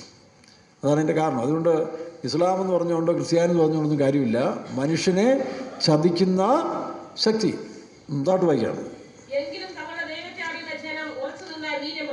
എങ്കിലും തങ്ങളുടെ ദൈവത്തെ അറിയുന്ന ജനം ഉറച്ചു നിന്ന്. അതാരാ? വെളിപ്പാട് ദിവസം 1-ാം അധ്യായത്തിൽ താഴെ വായിക്കുമ്പോൾ സ്ത്രീയിൻ സന്തതിയുടെ ശേഷിപ്പ് ഇത് അംഗീകരിക്കത്തില്ല. അവർ രക്തസാക്ഷികളായി മാറും. ഞാൻ രക്തസാക്ഷികളായി മാറിയാലും അടുത്ത 1000 വർഷ ഭരണത്തിൽ അവർ രൂപാന്തര ശരീരത്തോടെ ഈ ഭൂമിയിൽ വരും. അപ്പോൾ അതുകൊണ്ട് ദോഷമില്ല. ഇനി ഇസ്രായേലിൽ ഈ യാക്കോബിൻ്റെ ശേഷിപ്പെന്ന് പറയുന്നത്, ഈ ഉറച്ചു നിൽക്കുമെന്ന് പറയുന്നത് 144,000 യഹൂദന്മാരാണ്. വെളിപ്പാട് ദിവസം 7-ാം അധ്യായത്തിൻ്റെ 1-ാം വാക്യം മുതൽ വായിക്കാം. 13-ന്റെ എടുത്ത വാക്യം കളയണ്ട, ദാനിയേൽ.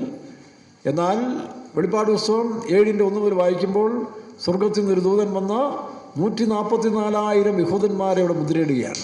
ഈ ഉദരകാലത്തിൽ അവരാണ് 1000 വർഷത്തിൽ പിന്നെയും പെറ്റുവരുകേണ്ട ഇസ്രായേൽ ജനം. എല്ലാ ഗോത്രത്തിൽ നിന്ന്. അന്ന് ഗോത്രമായിട്ട് പരിശുദ്ധാത്മാവിന് അറിയാമല്ലോ, അവർ മുദ്രയിട്ട് 10000 പേരെ വേർതിരിക്കും. വായിച്ച്.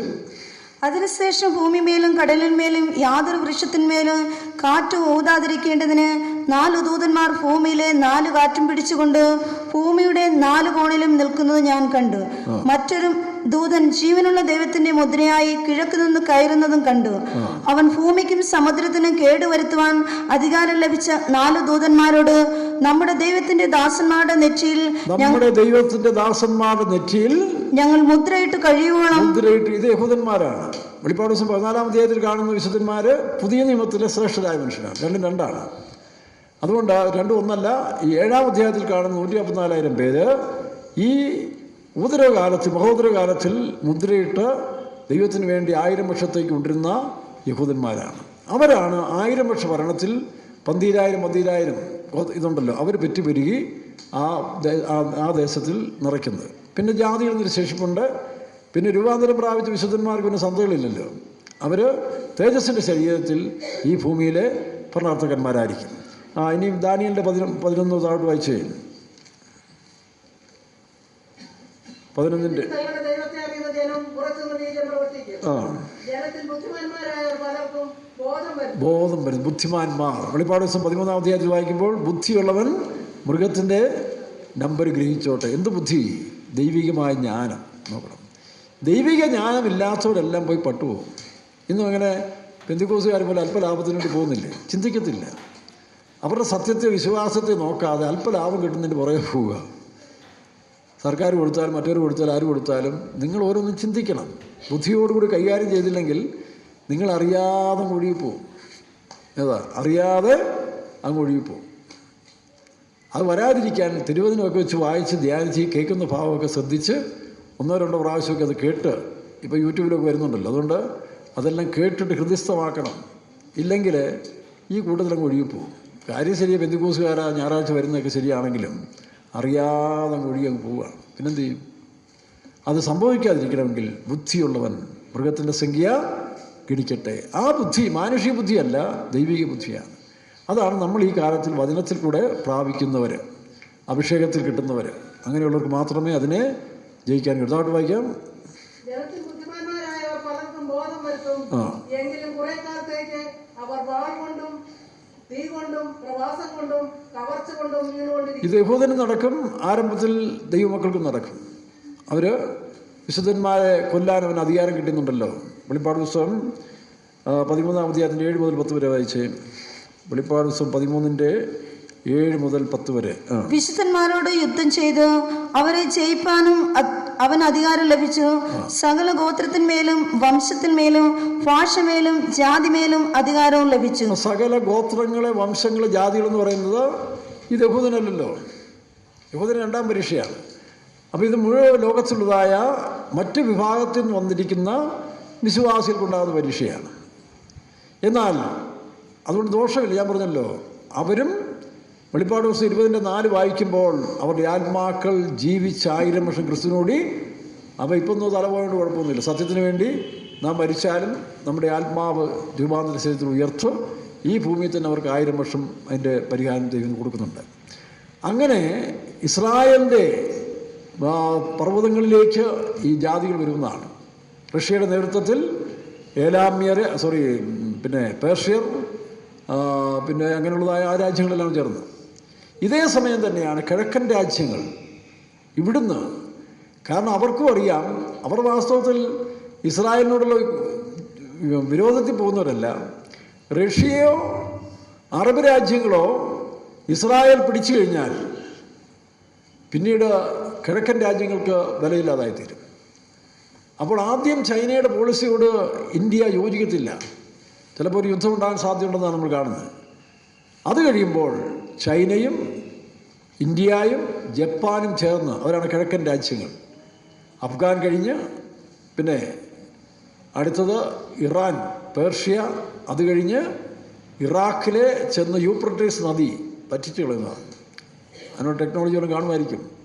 ഹൈഡ്രജനെയും ഓക്സിജനെയും സെപ്പറേറ്റ് ചെയ്താൽ പോരെ, ഒരു ബോംബിട്ടാൽ മതി. അതിനുള്ള ബോംബിട്ടാൽ അത് പിരിച്ചു കൊടുക്കും. അങ്ങനെ ഇവരും വരും. ആര്? ഈ കിഴക്കൻ രാജ്യങ്ങളിലെ സൈന്യങ്ങൾ. ഇന്ത്യ ഇപ്പോൾ സൈന്യം കൂട്ടിക്കൊണ്ടിരിക്കുകയല്ലേ, ചൈനയിലില്ലേ, ഇതെല്ലാം അവിടെ കേന്ദ്രീകരിക്കും. അത് ദൈവത്തിൻ്റെ ഒരു പദ്ധതിയാണ്. സകല രാജ്യങ്ങളുടെയും സൈന്യങ്ങളെല്ലാം അവിടെ കൊണ്ടുവരും. കിഴക്കൻ രാജ്യങ്ങൾ വിചാരിക്കും ഞങ്ങൾ പിടിച്ചെടുക്കും, റഷ്യ വിചാരിക്കും ഞങ്ങൾ പിടിക്കും. അമേരിക്കൻ കൂട്ടർ ഈ കാലത്തിൽ ഇതിനൊന്നും പോകത്തില്ല. എനിക്ക് തോന്നുന്നു ബൈബിൾ തിരുവചനത്തിൻ്റെ വെളിച്ചത്തിൽ കുറച്ച് ബുദ്ധിയും ബോധം ഉള്ളതുകൊണ്ട് ഈ മെനക്കേണ്ട് പോകണമെന്ന് വിചാരിച്ച് ഒതുങ്ങി അയക്കാം. ഇങ്ങനെ ഒരു സംഭവം അവർ ഇസ്രായേലിലേക്ക് വരും. കാരണം ഈ ഇതിലുണ്ടല്ലോ പാതി സക്കറിയാ പ്രവചനം 14-ാം അധ്യായത്തിൻ്റെ 2 മുതൽ വായിക്കുമ്പോൾ അവർ ഒരു യുദ്ധം അവിടെ കാണുന്നുണ്ട്. നഗരത്തിൻ്റെ പാതി പ്രവാസത്തിലേക്ക് പോകും. വായിച്ചേ, സക്കറിയ 14:2 മുതൽ. ഞാൻ സകല ജാതികളെയും യെരൂശലേമിനോട് യുദ്ധത്തിനായി കൂട്ടിവരുത്തും. സകല ജാതികളെയും യെരൂശലേമിന് നേരെ യുദ്ധത്തിനായി കൂട്ടിവരുത്തും. പിന്നെ നഗരം പിടിക്കപ്പെടും. അപ്പോൾ യെരൂശലേം പിടിക്കപ്പെടും. ആ യുദ്ധത്തിൽ ഇസ്രായേൽ ഒരുപാട് നഷ്ടമുണ്ടാകും. ഒരുപാട് നഷ്ടം മാത്രമല്ല, ഇസ്രായേലിലെ അനേക ആയിരങ്ങൾ മരിച്ചു വീഴും. ദൈവം ഏൽപ്പിച്ചു കൊടുത്തതാണ്. എന്താ കാരണം അറിയാവോ? ഇസ്രായേൽ വീണ്ടും ദൈവത്തെ വിട്ടു. നമ്മൾ വിചാരിക്കും ഇസ്രായേലാണ് വലിയ ദൈവത്തെ അന്വേഷിക്കുന്ന രാജ്യമാണ്, ദൈവത്തിൻ്റെ സ്വന്തമാണെന്ന് പറഞ്ഞാലും അവിടെയുള്ള പലരും നിരീശ്വരവാദികളാണ്. ഇസ്രായേലിലെ ഇന്നലത്തെ ഒരു കണക്കും പറയാൻ നോക്കുമ്പോൾ 70% മേളിൽ ഇസ്രായേലിലെ ജനങ്ങൾക്ക് ദൈവമില്ല. അവർക്ക് പണം ഉണ്ടാക്കണം, സുഖജീവിതം ചെയ്യണം. ഇതാണ് ഇസ്രായേലിലെ. അതുകൊണ്ടാണ് ഈ ഇന്ത്യ കേരളത്തിൽ നിന്ന് ഇഷ്ടം പോലെ പോകുന്നില്ലേ. നല്ല ശമ്പളമുണ്ട്, ശമ്പളം കൊടുക്കും, അടിച്ചു പൊളിച്ച് ജീവിക്കും. ഏത് പാവം ചെയ്യുന്നതിനും അവർക്ക് ഇപ്പോൾ ലൈസൻസ് പോലും വേണ്ട. പബ്ലിക്കിൽ പാവം ചെയ്യുന്നതിനും, അൾട്രേഷൻ മുതലുള്ള ഏത് പാവവും പബ്ലിക്കിൽ ചെയ്യുന്നതിന് ലൈസൻസ് വേണ്ടതാണ്. അവിടെ നിന്നുള്ള ആളുകൾ എന്നോട് അവിടെ ഉള്ള ആളുകൾ എന്നോട് പറഞ്ഞ സംഭവമാണ്. അതുകൊണ്ടാണ് ഇസ്രായേലിനെ വീണ്ടും ഒരു ക്യാപ്റ്റിവിറ്റിയിലേക്ക് വിടുന്നത്. എസെക്കിയേൽ പ്രവചനം അവരെ അവിടെ വായിക്കുമ്പോൾ അവർ ദൈവത്തിൻ്റെ 38 എസെക്കിയേൽ 38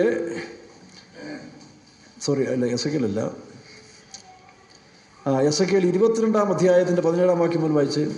എസെക്കിയേൽ 22:17 മുതൽ. എന്തുകൊണ്ടാണ് ഇസ്രായേലിനെ ഈ പ്രവാസത്തിലേക്ക് വിടുന്നത്? വായിക്കാം. യഹോവയുടെ അരുളപ്പാട് എനിക്കുണ്ടായെന്നാൽ, മനുഷ്യപുത്ര, ഇസ്രായേൽ ഗൃഹം എനിക്ക് കിട്ടമായി തീർന്നിരിക്കുന്നു. എന്താ കിട്ടം? കീടനായിപ്പോയി. ജനം സമൃദ്ധിയായി, വലിയ കൾട്ടിവേഷൻ നടക്കുന്നു, വ്യവസായങ്ങൾ നടക്കുന്നു, സാമ്പത്തികം, കണ്ടുപിടുത്തങ്ങൾ, ഇതൊക്കെ ഉണ്ടെങ്കിലും ദൈവത്തിന് ആ ജനം കിട്ടമായി പോയി. ദൈവം ഉദ്ദേശിക്കുന്ന വിലയില്ലാതായി തീർന്നു. അതാണ് നമ്മൾ ഉദ്ദേശിക്കേണ്ടത്. നമ്മളിപ്പോൾ പെന്തിക്കോസുകാർ പറയും പണ്ടത്തെ പോലല്ല. ഓല ഷെഡിലും ഓലയുടെ പുറത്തു നോക്കിയിരുന്ന് ആരാധിച്ചവർക്ക് പോലും ഹോളുണ്ട്, വീടുണ്ട്, നല്ല കാറുണ്ട്, വിശ്വാസികൾക്ക് നല്ല സമ്പന്നന്മാരുണ്ട്. ദൈവം ഞങ്ങളെ അനുഗ്രഹിച്ചിരിക്കുന്നു. ദൈവം അതിനൊന്നും പ്രസാദിക്കത്തില്ല. ദൈവം ആഗ്രഹിക്കുന്നത് തൻ്റെ ജനത്തെ തൻ്റെ മുമ്പിൽ വിശുദ്ധരും നിഷ്കളങ്കരമായി കാണപ്പെടുന്നതിന് അന്യമായിട്ട് പാപം ചെയ്ത് ജീവിക്കുകയും തന്നിഷ്ടത്തിൽ ജീവിക്കുകയും ചെയ്തിട്ട് ഞങ്ങൾ ദൈവത്തിൻ്റെ ആളുകളെന്ന് പറഞ്ഞ് അഹങ്കാരം പറഞ്ഞു നടന്നാൽ എന്നെയും നിന്നെയും ദൈവം ന്യായവിധിക്ക് വിട്ടുകൊടുക്കും. പറഞ്ഞു പോരുത്. അതുകൊണ്ടാണ് ഇസ്രായേൽ ദൈവത്തെ വിട്ടുകളയുമ്പോൾ, ദൈവത്തിനെ അനുസരിക്കാതെ വരുമ്പോൾ ശത്രുക്കളെ ഏൽപ്പിച്ചു കൊടുക്കും. ന്യായാധിപന്മാരുടെ പുസ്തകം, രാജാക്കന്മാരുടെ പുസ്തകങ്ങൾ നമ്മൾ കാണുന്നില്ലേ? പിന്നെ അവർ നിലവിളിക്കുമ്പോൾ, അവരുടെ പാപത്തെക്കുറിച്ച് ബോധം വരുമ്പോൾ അവരെ വീണ്ടും ദൈവം സഹായിക്കും, രക്ഷിക്കും. ഇവിടെ അത് തന്നെയാണ്. ഇപ്പോൾ ഇസ്രായേൽ വലിയ പാപങ്ങളിലേക്ക് ദൈവത്തെ വിട്ട് വെറും ലോകത്തിൻ്റെ ബന്ധത്തിലേക്ക് പോയിക്കൊണ്ടിരിക്കുകയാണ്. ഇപ്പോൾ അവരെന്ത് ചെയ്ത് സൗദിയിലോടെല്ലാം പോയി പലരുമായിട്ട് ഐക്യം വയ്ക്കുകയല്ലേ. ബിസിനസ് നടക്കണം, കച്ചവടം നടക്കണം, പിന്നെ കാശുണ്ടാക്കണം, സുഖജീവിതം. അപ്പോൾ അതിനു വേണ്ടി അവരെന്ത് ചെയ്യുന്നു? അവരുടെ ശത്രുരാജ്യങ്ങളെപ്പോലും അവർ മിത്രങ്ങളാക്കി മാറ്റുകയാണ്. പണം, സാമ്പത്തിക ഉയർച്ച. ഇസ്രായേൽ എനിക്ക് കിട്ടമായി. വായിക്കാം. ഇസ്രായേൽ ഗൃഹം എനിക്ക് കിട്ടമായി തീർന്നിരിക്കുന്നു. അവരെല്ലാവരും ഉലയുടെ നടുവിൽ താമ്രവും വെളുത്തയും ഇരുമ്പും കറുത്തയും തന്നെ. അവർ വെള്ളിയുടെ കിട്ടമായി തീർന്നിരിക്കുന്നു. വെള്ളിയുടെ കിട്ടം തങ്കത്തോട് തുല്യമായിരുന്ന, വിലാപങ്ങളുടെ പുസ്തകത്തിൽ വായിക്കുന്നില്ല, തങ്കത്തോട് തുല്യമായിരുന്ന സിയോന്റെ വിശിഷ്ടപുത്രന്മാർ കരിക്കട്ടയായി. നോക്കണം, വിലാപങ്ങളുടെ പുസ്തകം മുഴുവൻ ഇസ്രായേലിൻ്റെ ആ കാലത്തിലെ അധപ്പതനോ ഈ കാലത്തിലെ അധപ്പതനോ ചേർത്ത് എഴുതിയ പുസ്തകമാണ് വിലാപങ്ങൾ. ഇത് നമുക്കും പാഠമാണ്. നമ്മൾ വിലാപങ്ങളുടെ പുസ്തകമൊക്കെ എടുത്ത് നോക്കണം. നമ്മൾ വലിയ കാര്യം പറയുന്നുണ്ടല്ലോ, വലിയ അധികാരവും ശക്തിയും കാണിക്കും. പണത്തിൻ്റെ ഹുങ്ക്, ആരോഗ്യത്തിൻ്റെ ഹുങ്ക്, ഇതെല്ലാം നിമിഷങ്ങൾ കൊണ്ടൊരു വൈറസ് കയറിയാൽ മതി ഈ പരുവാകും. പണ്ട് നമ്മുടെ ഒരു അച്ചായൻ എന്നോട് പറഞ്ഞു, ചെറിയാകുഞ്ഞെ ഞാൻ 110 കിലോ ഉണ്ടെന്ന് പറഞ്ഞു. ആ 2 കൈ എടുത്തിങ്ങനെ അത്രയും വണ്ണമുണ്ട്. നമ്മുടെ ഒരു അച്ചായൻ, വേലക്കാരനച്ചായന, ആളൊരു സാധുവാകാം. എന്നാലും പുള്ളി ആ തൻ്റെ ശരീരത്തിൽ അഹങ്കാരം, 110 കിലോ ഉണ്ടെന്ന് പറഞ്ഞു. എനിക്ക് ചിരി വന്നു. കാരണം എനിക്കറിയാം ഈ അഹങ്കാരം അടുത്ത് ഒരു വർഷം 2 വർഷം കഴിഞ്ഞ് ഞങ്ങൾ വീണ്ടും പുള്ളി അപ്പോൾ ട്രാൻസ്ഫറായി. തൃശ്ശൂരിൽ നിന്ന് കൊട്ടാരക്കരയ്ക്ക് പോയി. 2 വർഷം കഴിഞ്ഞപ്പോഴേ എന്നേക്കാൾ മെലിഞ്ഞിരിക്കുന്നു, ഇങ്ങനെ ഈർക്കിലി പരുവത്തിൽ, പല്ലെല്ലാം ഇങ്ങനെ വെളിയിൽ ചാടി, കവളെല്ലാം സോഡാക്കുപ്പിയെ പോലെ. പെട്ടെന്ന് എനിക്ക് ഷോക്കാണ്. ഞാൻ എന്ത് പറ്റി വെച്ചായെന്ന് ചോദിച്ചു. എൻ്റെ ചെറിയ കുഞ്ഞെ എന്ത് പറയാനാ, ഒരു ദിവസം 18 പ്രാവശ്യം യൂറിൻ ഷെഡിൽ കയറി യൂറിൻ പാസ് ചെയ്ത് മാത്രമേ അറിയത്തുള്ളൂ, ഈ പരുവത്തിലായി. അപ്പോൾ ഓർത്തോണം, ഇത് കാശ് കൂടി നെഞ്ചുരുവൊക്കെ വരുമ്പോഴേ, മസിൽ പവറ്, മാൻ പവറ്, മണി പവറൊക്കെ വരുമ്പോൾ ഓർത്തോണം, നിമിഷങ്ങൾ കൊണ്ട് ചാട്ടുള്ളി ഇതായിട്ട് മാറും. അതുകൊണ്ട് ആരും അഹങ്കരിക്കരുത് കേട്ടോ. വീട് വയ്ക്കുമ്പോഴേ, കാർ വരുമ്പോഴേ, കാശ് വരുമ്പോഴേ, 10 പേര് അച്ചായാന്ന് പുകഴ്ത്താൻ വരുമ്പോഴേ ഓർത്തോണം, നിൻ്റെ അധപ്പതനമാണ്. യേശു അങ്ങനെയല്ലേ പറഞ്ഞേ, മനുഷ്യൻ നിന്നെ പുകഴ്ത്തുമ്പോൾ നിനക്ക് അയ്യോ കഷ്ടം. മത്തായി സുവിശേഷം 5:8 12 വായിക്കുമ്പോഴേ, എല്ലാ മനുഷ്യൻ നിനക്കെതിരായി തിന്മ പറയുമ്പോൾ നീ സന്തോഷിച്ച് തുള്ളണം, സ്വർഗത്തിൽ നിൻ്റെ പേര് വരും. ഇതൊക്കെ ഓർമ്മയിലിരിക്കണം. അതിനാണ് വചനം പഠിക്കേണ്ടത്. നാട്ടുകാർ പുകഴ്ത്തുമ്പോൾ, ചില വേലക്കാരെയല്ല വിശ്വാസികളെ പുകഴ്ത്തും, അയ്യോ പിന്നെ അവന്മാർ നിലത്തും താഴെയാണോ. എത്രയിടത്തിന് ഞാൻ കൈകാര്യം ചെയ്തിട്ടുണ്ടെന്നറിയാം. പിന്നെ കൊണ്ട് നിലത്ത് നിർത്താൻ പറ്റുന്ന പാട്. ചില തന്ത്രപരമായ വേലക്കാരുണ്ട്, സഭയിൽ വന്ന് ചില വിശ്വാസികളൊക്കെ സോപ്പിട്ട് അച്ചായനാണ് ഇവിടുത്തെ അച്ചായൻ ഇല്ലെങ്കിൽ സഭ. അയ്യോ പാവപ്പെട്ട അച്ചായൻ ഉടനെ ജാക്കി കയറി, കാലൊന്ന് പൊങ്ങി. 4.5 അടി ഉണ്ടായിരുന്ന അച്ചായൻ ഇപ്പോൾ 6.5 അടിയുടെ ഹൈഗിൽഡിൽ നടക്കുന്നത്. ആമാൻ പറഞ്ഞ പോലെ പെയ്ത്തോമൽ അമ്മച്ചി എന്നെ മാനിക്കുന്നു, അല്ല അച്ചായൻ മാനിക്കുന്നു. പൊട്ടാ, നിൻ്റെ ഗതികേടാന്ന് ഓർത്തോണം. അങ്ങനെയുള്ള പുള്ളികൾ നമ്മുടെ ഇടയിൽ ഉണ്ടെന്ന് എനിക്കറിയാം. ഞാൻ ചിലതൊക്കെ പിടിച്ചിട്ടുണ്ട്, അതുകൊണ്ടായി പറയുന്നത്. ചിലതൊക്കെ സ്നേഹത്തോടെ ഇറക്കി വിട്ടിട്ടുണ്ട്. അച്ചായൻ വീട്ടിലെ കാര്യം പോയി നോക്കിയോ, പെയ്ത്തോൻ്റെ കാര്യം ഞങ്ങൾ നോക്കിയോളാം പറഞ്ഞ് ഇറക്കി വിട്ടിട്ടുണ്ട്. അതിന് കുറേ നാൾ പ്രയാസം ഉണ്ടായിട്ടുണ്ട് പലയിടത്ത്. ഇനി ചില വിശ്വാസികളും ഉണ്ട്, വരുമ്പം വലിയ സ്നേഹം കാണിച്ച്, വീട്ടിലൊരു സൽക്കാരമൊക്കെ കാണിച്ച് അവരും കൂടി തുടങ്ങി ലാത്തി.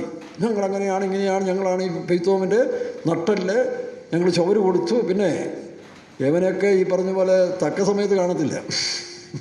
ആയുധം ധരിച്ച ഈ വാചോടിക്കുന്ന ചില വിശ്വാസികൾ നമ്മൾ നോക്കിയാൽ സമയത്ത് ഒരെണ്ണം ഗുണമില്ലാതെ ഫ്രണ്ട് നിൽക്കും. 79 വാക്യമില്ലേ, ആയുധം ധരിച്ച വില്ലാളി വീരനായ എഫ്രായിം യുദ്ധ ദിവസത്തിൽ.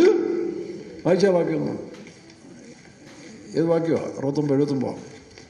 അപ്പോൾ ഈ വേഷം കാണിക്കുന്നുണ്ട്. എഫ്രായിമാണ്, നിനക്ക് വലിയ വാചോടിക്കും, വലിയ ലാത്തി അടിക്കും.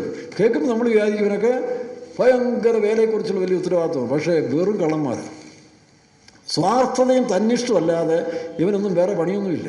മനസ്സിലാകുന്നു? ഞാൻ ഈ കേസൊക്കെ ഒരുപാട് അറ്റൻഡ് ചെയ്തിട്ടുള്ളതാണ്. കാരണം ഓരോരുത്തർക്കും ഓരോ ഡിപ്പാർട്ട്മെൻറ്റാണല്ലോ. ഇത് ഒരുപാട് അറ്റൻഡ് ചെയ്തിട്ടുണ്ട്. ഈ പത്നാസം പറഞ്ഞു വരുന്നവനൊക്കെ വേലക്കാരുമുണ്ട്. ഒരു സെൻട്രൽ പാർഷ മാറി വന്നു കഴിഞ്ഞാൽ ചില മദർമാരും പാർഷന്മാരെല്ലാം കൂടും. അവരുടെ വാചോടി വെക്കുമ്പോൾ ചിലരങ്ങ് പാവങ്ങൾ വിട്ടുപോകും. പക്ഷേ ഇതൊക്കെ ഭയങ്കര സൂത്രങ്ങളും തന്ത്രങ്ങളുമുണ്ട്. ഞാൻ എന്താ തുറന്ന് പറഞ്ഞു ചോദിച്ചാൽ, ഇത് കുറേ പേരെങ്കിലും വഞ്ചിക്കപ്പെടാതിരിക്കാൻ വേണ്ടിയാണ് ഈ പറയുന്നത്. എനിക്ക് പറയാൻ ഇഷ്ടമുണ്ടായിട്ടല്ല. കുറേ പേരെങ്കിലും വഞ്ചിക്കപ്പെടരുതെന്ന് വിചാരിച്ചുകൊണ്ടാണ് ഇത് തുറന്ന് പറയുന്നത്. ഞാൻ ഈ പറയുന്നത് ദൈവത്തിനും വിശുദ്ധന്മാർക്കും ഇഷ്ടമാണ്. പിന്നെ എനിക്കെന്നെ ദൈവത്തിൻ്റെ സ്തോത്രം. വായിച്ചാൽ ബാക്കിയൊന്ന് 78 മൈക്ക് വായിച്ചേ. ആയുധം ധരിച്ച വില്ലാളികളായ എഫ്രൈമർ സങ്കീർത്തനം ഞാൻ പറഞ്ഞ ശരിയല്ലേ? ആയുധം ധരിച്ച വില്ലാളി വീരന്മാരായ എഫ്രൈം. കണ്ട പോലെ കുഴപ്പമുണ്ടോ? നല്ല സൈസുകൾ, നല്ല കളറ്. പിന്നെ ആരാ? യോസഫിൻ്റെ മക്കളല്ലേ? മിസ്രൈമിലെ മുഷ്ടാന ഭവനമെല്ലാം അടിച്ച് ഉണ്ടായ തലമുറയാണ്. പക്ഷെ ഇന്നാൾ ആരോട് പറഞ്ഞ പോലെ ചുക്കിനും ചുണ്ണാമ്പിനും കുളത്തിലെന്ന് പറഞ്ഞ പോലെയാണ്. എല്ലാം ഷോ കാണിക്കും, ബാജു അടിക്കും, പേരും പ്രശസ്തിയും കിട്ടുന്നിടത്തോടൊക്കെ കൊണ്ട് കുറേ ചിലവഴിക്കും. പക്ഷെ നേരെ ദൈവത്തിൻ്റെ കാര്യത്തിൽ യവനൊന്നും ഒരു ഗുണവും ഉണ്ടാകത്തില്ല. ഇങ്ങനെയാണ് പറഞ്ഞെങ്കിലേ മനസ്സിലാകത്തുള്ളൂ, അല്ലേ? ചില കാര്യമൊക്കെ നമ്മൾ ഞങ്ങളുടെ ഭാഷ പറഞ്ഞ് മനസ്സിലാകും, പറയാം ഇല്ല. ചിലപ്പം മറ്റുള്ളവർക്ക് മനസ്സിലാകുന്ന രീതിയിൽ ഭാഷ ഇച്ചിരി എളിമപ്പെടുത്തണം, എങ്കിലും അവർക്ക് മനസ്സിലാകത്തു. ആയുധം ധരിച്ച വില്ലാളികളായ എഫ്രൈമേ ഓർത്തോണം, നിനക്ക് നാശമാണ്. നീ ഷോ കാണിച്ച് മറ്റുള്ളവർക്ക് ആപ്പ് വെച്ചും ആപ്പ് ഊരിയും പോയാൽ ചൊക്കൻ വിനോജ പിന്നെ ചൊക്കൻ ആപ്പിലാകും. അത് ഓർത്തോണം. ചിലപ്പോൾ ചില ഭാഷന്മാർ നടത്തിപ്പോയതൊക്കെ നിന്നെ പൊക്കി വയ്ക്കും, നിൻ്റെ വാചോടി വെക്കും, വിചാരിക്കും നീ അവിടുത്തെ മെയിൻ പുള്ളിയാണ്. പക്ഷേ പണ്ട് പൊടിക്കുഞ്ഞു ഭാഷ പറഞ്ഞ പോലെ ഇത് വെപ്പുവല്ല് പോലെയാണ്, ശരീരമായിട്ട് യാതൊരു ബന്ധവും കാണത്തില്ല. ഷോ കാണിക്കും, നല്ല പല്ലല്ലേ, പക്ഷെ അവനും ആ സഭയ്ക്ക് യാതൊരു ബന്ധവും കാണത്തില്ല. അപ്പോൾ ആയുധം ധരിച്ച വില്ലാളി വീരനായ എഫ്രൈം വായിച്ചേ. ആയുധം ധരിച്ച വില്ലാളികളായ എഫ്രൈമർ യുദ്ധ ദിവസത്തിൽ പിന്തിരിഞ്ഞു പോയി. എവർക്ക് മൈക്ക് അടക്കാരാന സമയത്ത് പിന്നെ കൺവെൻഷൻ സമയത്ത് മാസത്തിന് മൈക്ക് കിട്ടിയാൽ അയ്യോ പിന്നെ അങ്ങോട്ട് കത്തിക്കുന്ന കത്തി കേട്ടാൽ നാട്ടുകാർ പോലും ഭയപ്പെടും. പണ്ടൊരു അച്ചായൻ മരിച്ചു കിടക്കുക, വേറെ സഭയാണ് കേട്ടോ. വരുന്നവന്മാരെല്ലാം സാക്ഷി പറയുക. അപ്പോൾ ഭാര്യ മോനോട് ചോദിക്കുക, എടാ നമ്മുടെ അച്ചായൻ തന്നെ ആവണ്ടാ കിടക്കുന്നത്. ഇതുപോലെ എവിടെങ്കിലും മൈക്ക് കിട്ടിയാൽ, ഈ ശവസംസ്കാരത്തിന് ചിലവന്മാരൊക്കെ ഓടുന്ന മൈക്കിന് വേണ്ടിയാണ് കേട്ടോ, എല്ലാവരും ഒന്നും അല്ല, ചിലർ അവരുടെ മൈക്ക് കയറി കഴിഞ്ഞാൽ പിന്നെ രാഷ്ട്രീയക്കാരെ പോലെയാണ്. ആ പറയുന്നു ആ അച്ചാനുമായിട്ട് ചിലപ്പോൾ ഒരു ബന്ധവും കാണത്തില്ല. ചിലർ കാശ് കൊടുക്കാമെങ്കിൽ നല്ല സാക്ഷി പറയും. ഇന്നിപ്പോൾ പെന്തിക്കോസ് TPM-കാരൊരു കച്ചവട ചെറുക്ക് പോലെ മറ്റു ചില ആൾക്കാർ നോക്കുന്നത്. ഇവരോടിങ്ങനെ അടുത്തുകൂടി നിൽക്കാൻ കാശ് കിട്ടും, ഇച്ചിരി പൊക്കി പറഞ്ഞാൽ മതിയല്ലോ. ഒരുത്തിനും ഇവിടെ വരത്തില്ലല്ലോ. നിങ്ങൾക്കറിയ കുമളിയിലും അങ്ങനെ ഒരു സ്പിരിറ്റ് ഉണ്ടായിരുന്നു. വഴിയെ പോകുന്നതിനൊക്കെ പാസ്റ്റർമാരും അവന്മാരെല്ലാം കയറി വരും. ഇവിടെ 20,000 രൂപയൊക്കെ പെൻഷൻ വാങ്ങിക്കുന്നതിനും പാസ്റ്ററായിട്ട് നടക്കുക. എന്നിട്ട് ഇവിടെ സഹായത്തിന് വന്നു. അപ്പോൾ വരുമ്പോൾ ഞാൻ ഈ കാവി മുണ്ടും ഈ കളർ ഷർട്ടും ഇട്ടുകൊണ്ട് സഹോദരന്മാരുമായിട്ട് പണിയാൻ കൂടെ നിൽക്കുക. അവർ വന്ന് എന്നോട് ചോദിക്കും, ഇവിടുത്തെ പാസ്റ്റർ ഒന്ന് കാണല്ലോ. എന്നോട് ചോദിക്കുക, പാസ്റ്റർ ഒന്ന് കാണണം. നമ്മളെ കണ്ടാൽ കുടവേറൊന്നും ഇല്ലല്ലോ. അതും നോക്കുമ്പോഴേ പാസ്റ്ററുടെ യോഗ്യത ഒന്നും കാണുന്നില്ല. ഞാൻ പറഞ്ഞു എന്നെ ആവശ്യം അല്ല, പുള്ളിയെ കണ്ടിട്ട് പറയത്തുള്ളൂ. അപ്പോൾ എല്ലാവരും ചിരിക്കാൻ തുടങ്ങും, സഹോദരന്മാർ ചിരിക്കാൻ തുടങ്ങും. കുറേ കഴിഞ്ഞ് ഞാനാ ഇവിടുത്തെ ഉപദേശി എന്ന് പറയുമ്പോൾ ഞാനങ്ങനെ ഇവിടുത്തെ ഉപദേശം, അയ്യോ അത് കാശും വേണ്ട ഒന്നും വേണ്ട, സ്ഥലം വിടും, നമുക്കെന്ത് ലാഭമെന്നറിയാമോ. ഇവിടെ പലവന്മാരും നമ്മുടെ അകത്ത് കയറി വരുന്ന ഇപ്പോൾ വളരെ തന്ത്രപരമായിട്ട് നമ്മുടെ ഉപദേശമാരും ചില പൊക്കി പറയാമെങ്കിൽ കൊടുക്കുന്നവരുണ്ട്. ഇങ്ങനെയാണോ വേല ചെയ്യുന്നത്? അതുകൊണ്ട് ഈ തട്ടിപ്പിലൊന്നും പോയി അകപ്പെടരുത്. നീ പേരും പ്രശസ്തിക്കും വേണ്ടിയാണ് മറ്റുള്ളവരെ ചങ്ങാത്തം പിടിക്കുന്നത്. അവരിത് കാശ് പഠിച്ചുകൊണ്ട് പോകും. പിന്നെ മൈക്കിൽ കയറി ഒരു സാക്ഷി പറഞ്ഞാൽ പോരെ, കുഴപ്പമൊന്നുമില്ലല്ലോ. ഇത് കേൾക്കുമ്പോൾ എന്താ പറയും, ഉണ്ടോ മറ്റ് പെന്തിക്കോസുകാർ നമ്മളെ പൊക്കുന്നു, മറ്റ് പെന്തിക്കോസിലെ പാസ്റ്റർമാർ പൊക്കുന്നു. എല്ലാവരും ഒന്നും അല്ല, ഇത് ചില കള്ളന്മാരാണ്. ഇതടിച്ചുകൊണ്ട് പോകുന്നതാണ്, സൂക്ഷിച്ചോണം. പിന്നെ നിങ്ങളോട് ഞാൻ പറയുകയാണ്, എൻ്റെ അഭിപ്രായമാണ്, ഇവിടെ ഒരു മനുഷ്യൻ രോഗിയായി കിടക്കുമ്പോൾ പോയി കണ്ട് ചായ അങ്ങനെ ഇരിക്കുന്നു, ഒരു ബിസ്ക്കറ്റോ അല്ല ഒരു ചോക്ലേറ്റോ ഒക്കെ വാങ്ങിച്ച് ഒന്ന് പ്രാർത്ഥിച്ച് അവിടെ മുട്ടുമ്പോൾ ഒന്ന് പ്രാർത്ഥിച്ച് ഒന്നയക്ക് ആശ്വാസം. ഇത് സമുദായക്കാരെ പോലെ ഇവിടെ കിടന്ന് ചക്രശ്വാസം വലിച്ചാലും ഒരുത്തിനും പോകത്തില്ല. ചത്ത് കഴിയുമ്പോൾ ഒരു പിടപ്പാണ്, അടക്കത്തിന് പോകാം. യേശുവിൻ്റെ അടക്കത്തിന് എത്ര പേരുണ്ടായിരുന്നു? ഈ ലാത്ത് കത്തിക്കുന്നതാണ് ഞാൻ ചോദ്യം ചോദിക്കുക. ഒരിക്കലെ 200 പേര് 200 പേരുണ്ട് അടക്കത്തിന്. ഒരു ദൈവദാസൻ പറയുക, ഈ സഹോദരൻ ഈ പെന്തിക്കോസ് വന്നുകൊണ്ടാണ് ഇത്രയും നല്ല അടക്കം കിട്ടിയത്. എത്ര 200 പേര്. അപ്പം ഞാൻ അച്ചാനോട് ചോദിച്ചു, കലാഭവൻ മണിയുടെ അടക്കത്തിന് 10,000 ആളുണ്ടായിരുന്നു. അപ്പോൾ ഈ ആൾ കൂടുന്നതാണോ അച്ചായൻ്റെ ഇതെന്ന് ചോദിച്ചു. യേശു ക്രിസ്തുവിൻ്റെ അടക്ക സമയത്ത് എത്ര പേരുണ്ടായിരുന്നു പറ? എല്ലാം ഓടിക്കളഞ്ഞു. കൂടെ നിന്ന് പാസ്റ്റർമാരും അപ്പോസ്തലന്മാരും ഓടിക്കളഞ്ഞു അടക്കത്തിന്. നാളെ ഓടും. നാളെ നിങ്ങളിൽ പലരും ഉണ്ടല്ലോ പെന്തിക്കോസോ, അതെന്തുവാ ഞങ്ങൾക്കാർക്കും അറിയത്തില്ല. അവന്മാർ കള്ളന്മാരാകട്ടെ എന്ന് പറയുന്ന പുള്ളികൾ ഇതിനകത്തിരിപ്പുണ്ട് കേട്ടോ. പ്രിൻ്റ് ഇതിനകത്തിരിപ്പുണ്ട്. നാളെ ഇത് തള്ളി പറയുന്ന പുള്ളികൾ, ഇപ്പോൾ ആവേശം കാണിക്കുന്ന ചില പുള്ളികളൊക്കെ നാളെ ഇതിനെ തള്ളി പറയും. അതുകൊണ്ട് കാണണ്ടെന്നല്ല, അടക്കത്തിന് പോകണ്ടെന്ന് ഞാൻ പറയുന്നത്. പക്ഷേ അവൻ രോഗിയായി, കർത്താവായ യേശു ക്രിസ്തു ഒരിക്കലും പറഞ്ഞിട്ടില്ല നിങ്ങൾ എൻ്റെ അടക്കത്തിന് വന്നില്ലെന്ന് പറഞ്ഞെങ്കിലും പറഞ്ഞോ ചമോലെ. അതുകൊണ്ട് അടക്കത്തിന് പോകണ്ടെന്ന് ഞാൻ പറയുന്നില്ല. ആ ആവേശവും കളയണം. എന്നിട്ട് അടുത്തെങ്ങാനൊക്കെ നമുക്ക് പോയി സഹകരിക്കാം. സൺഡേ സ്കൂൾ ഉദ്യോഗം വിട്ടു, അതും വിട്ട് ഇതും എവിടെ പോയി ഓടിയിട്ട് നിൻ്റെ ജോലി ആദ്യം ചെയ്യും. നിന്നെ ഏൽപ്പിച്ച ജോലി ചെയ്യും. മരിച്ചവരെ കുഴിച്ചിടട്ടെ. അല്ലെങ്കിൽ അടുത്തുള്ളവരെ നിൻ്റെ ഉദ്യോഗം കളഞ്ഞിട്ട് നീ പോകരുത്. നീ ആയിരിക്കും നിനക്ക് വലിയ ശ്രേഷ്ഠമാണെന്നാണ്. ഒന്നുമല്ല, നീ പോ. യേശു പറഞ്ഞെന്താ? ഞാൻ രോഗിയായിരുന്നു, എന്നെ വന്ന് കണ്ടില്ല. അതിന് ചോദ്യം വരും. ഞാൻ എൻ്റെ അടക്കത്തിന് അതിൽ നിന്ന് ആരും ചോദിച്ചോടാ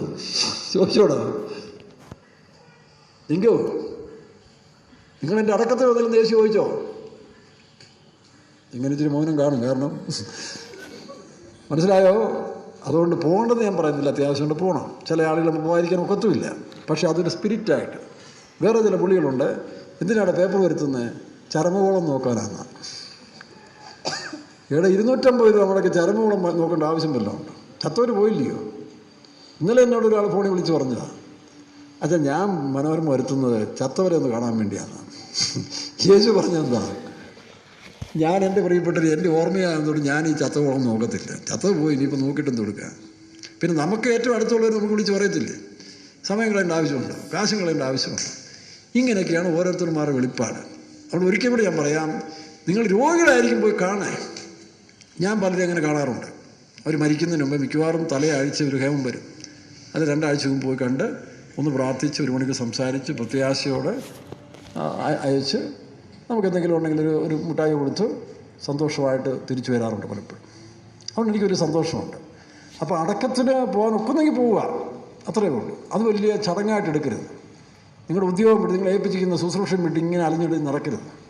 അവിടെ ദൈവം ചോദിക്കും. ദൈവത്തിന് സ്തോത്രം. അപ്പോൾ അതൊക്കെയാണ്. അപ്പോൾ ഇസ്രായേലിനെതിരായിട്ട് ഈ ജാതികളെല്ലാം കൂടെ വരുന്ന സമയം. എന്താ കാരണം? അവർ ദൈവത്തിൻ്റെ പ്രമാണങ്ങളെ വിട്ടുകളഞ്ഞതുകൊണ്ടാണ് അന്ത്യക്രിസ്തുവിനെ അനുവദിക്കുന്നത്. അതാണ് എസെക്കിയേൽ നമ്മൾ വായിച്ചത്. ഇനി മറ്റൊരു വാക്യം, വെളിപ്പാട് ദിവസം 11-ാം അധ്യായത്തിൻ്റെ 8-ാം വാക്യത്തിൽ ഈ ഇസ്രായേലിൻ്റെ പരിശോധന കാലഘട്ടങ്ങളിൽ പ്രിയമാനവരെ ഒരു കാര്യം ഓർത്തോണം, ഇവരുടെ അകൃത്യങ്ങൾ ഓർമ്മപ്പെടുത്താൻ 2 സാക്ഷികളെ അയക്കും. ആനോക്കും ഏലിയാവ് എന്ന് പറഞ്ഞ 2 അഭിഷിക്തന്മാരെ ഇവരുടെ മനസ്സ് ക്രിസ്തുവിലേക്ക് തിരിക്കാൻ, സുവിശേഷം അറിയിക്കാൻ ആ കാലങ്ങൾ, അത് 11-ാം അധ്യായം നമ്മൾ വായിക്കുന്നത്. അങ്ങനെ അവർ തങ്ങളുടെ 42 മാസം, അതായത് ഈ അന്ത്യക്രിസ്തുവിൻ്റെ 2ാമത്തെ പകുതിയിൽ 42 മാസം ഇസ്രായേലിനെ ഈ സുവിശേഷം അറിയിക്കുമ്പോൾ, അങ്ങനെയാണ് 144,000 പേര് അനുദപിച്ച് വരുന്നത്. വേറെ കുറേ പേരും കാണുമായിരിക്കും. എന്നാൽ 144,000 പേരെ പ്രത്യേക കാര്യം പറയുന്നുണ്ട്. അപ്പോൾ ഈ അനുദപിച്ച് വരുന്നവരുടെ കൊല്ലും, മൃഗത്തിൻ്റെ കൂട്ടിൽ അവനെ കൊല്ലും. കൊന്നു കഴിയുമ്പോൾ എന്തു ചെയ്യും?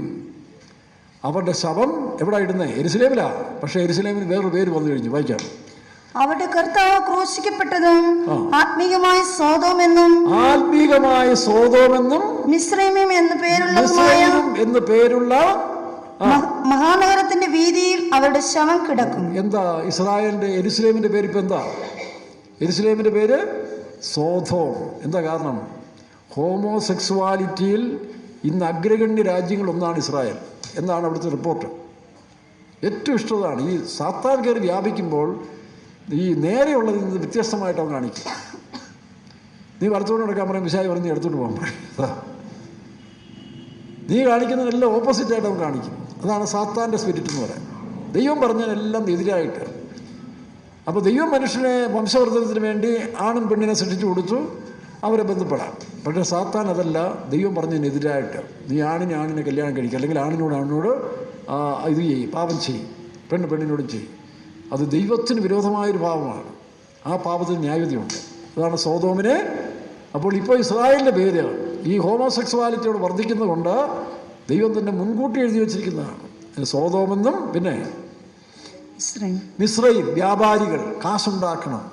ഏത് ഇതും കാണിച്ച് ആരുടെ എല്ലാം മറ്റൊന്നും കഴിഞ്ഞാൽ കാശുണ്ടാക്കണം. ഇസ്രായേലിൻ്റെ 2 സ്പിരിറ്റാണ്. മിസ്രയീം പണം ഉണ്ടാക്കണം, പണം ഉണ്ടാക്കി പേരും പ്രതാപം ഉണ്ടാക്കണം. എല്ലാ രാജ്യങ്ങളൊക്കെ ഞങ്ങൾക്ക് മുമ്പിൽ വരണം. ദൈവത്തെ കൂടാതുള്ള പോക്കാവന്മാർ ചെയ്യുന്നത്.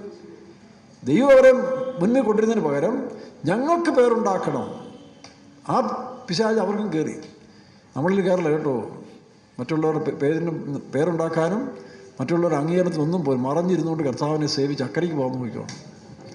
അതാണ് നമ്മൾ ചെയ്യേണ്ടത്. മറ്റുള്ളവരുടെ അംഗീകരണവും പേരും പ്രശസ്തിയും പൊക്കാൻ വരുന്നതിനൊക്കെ അപ്പോഴേ ഇറക്കി വിട്ടേക്കണം. ഏതാ പൊക്കാൻ വരുന്നതിനൊക്കെ അപ്പോഴേ പറഞ്ഞ് സ്ഥലം പിടിച്ചോണം. ഈ പൊക്കാൻ വരുന്നതെല്ലാം പിശാചാണ്. ആരുടെയും പ്രശംസ ഇഷ്ടപ്പെടരുത്. ആരും നമ്മളെ പ്രശംസിക്കുമ്പോൾ വിചാരിച്ചുകൊണ്ട് നിനക്ക് അയ്യോ കഷ്ടം. അങ്ങനെ ഇസ്രായേലിൻ്റെ പാപം അതിക്രമിച്ച് കഴിയുമ്പോഴാണ് ഈ അന്ത്യക്രിസ്തുവിനെ അവർക്ക് പ്രവാസത്തിൻ്റെ ഇതായിട്ട് വിടുന്നത്. അങ്ങനെ അവർ ഞെരുക്കും. ഞാൻ അരിയലിനെ ഞെരുക്കും. സകല ജാതികളും ഞെരുക്കി ഇസ്രായേലിനെ ഞെരുക്കി പരുവക്കേടായിട്ട് മാറുന്ന സമയം, 2ാമത്തെ ഉപദ്രവകാലത്തിൽ. അപ്പോഴാണ് അവരെന്ത് ചെയ്യുന്നത്?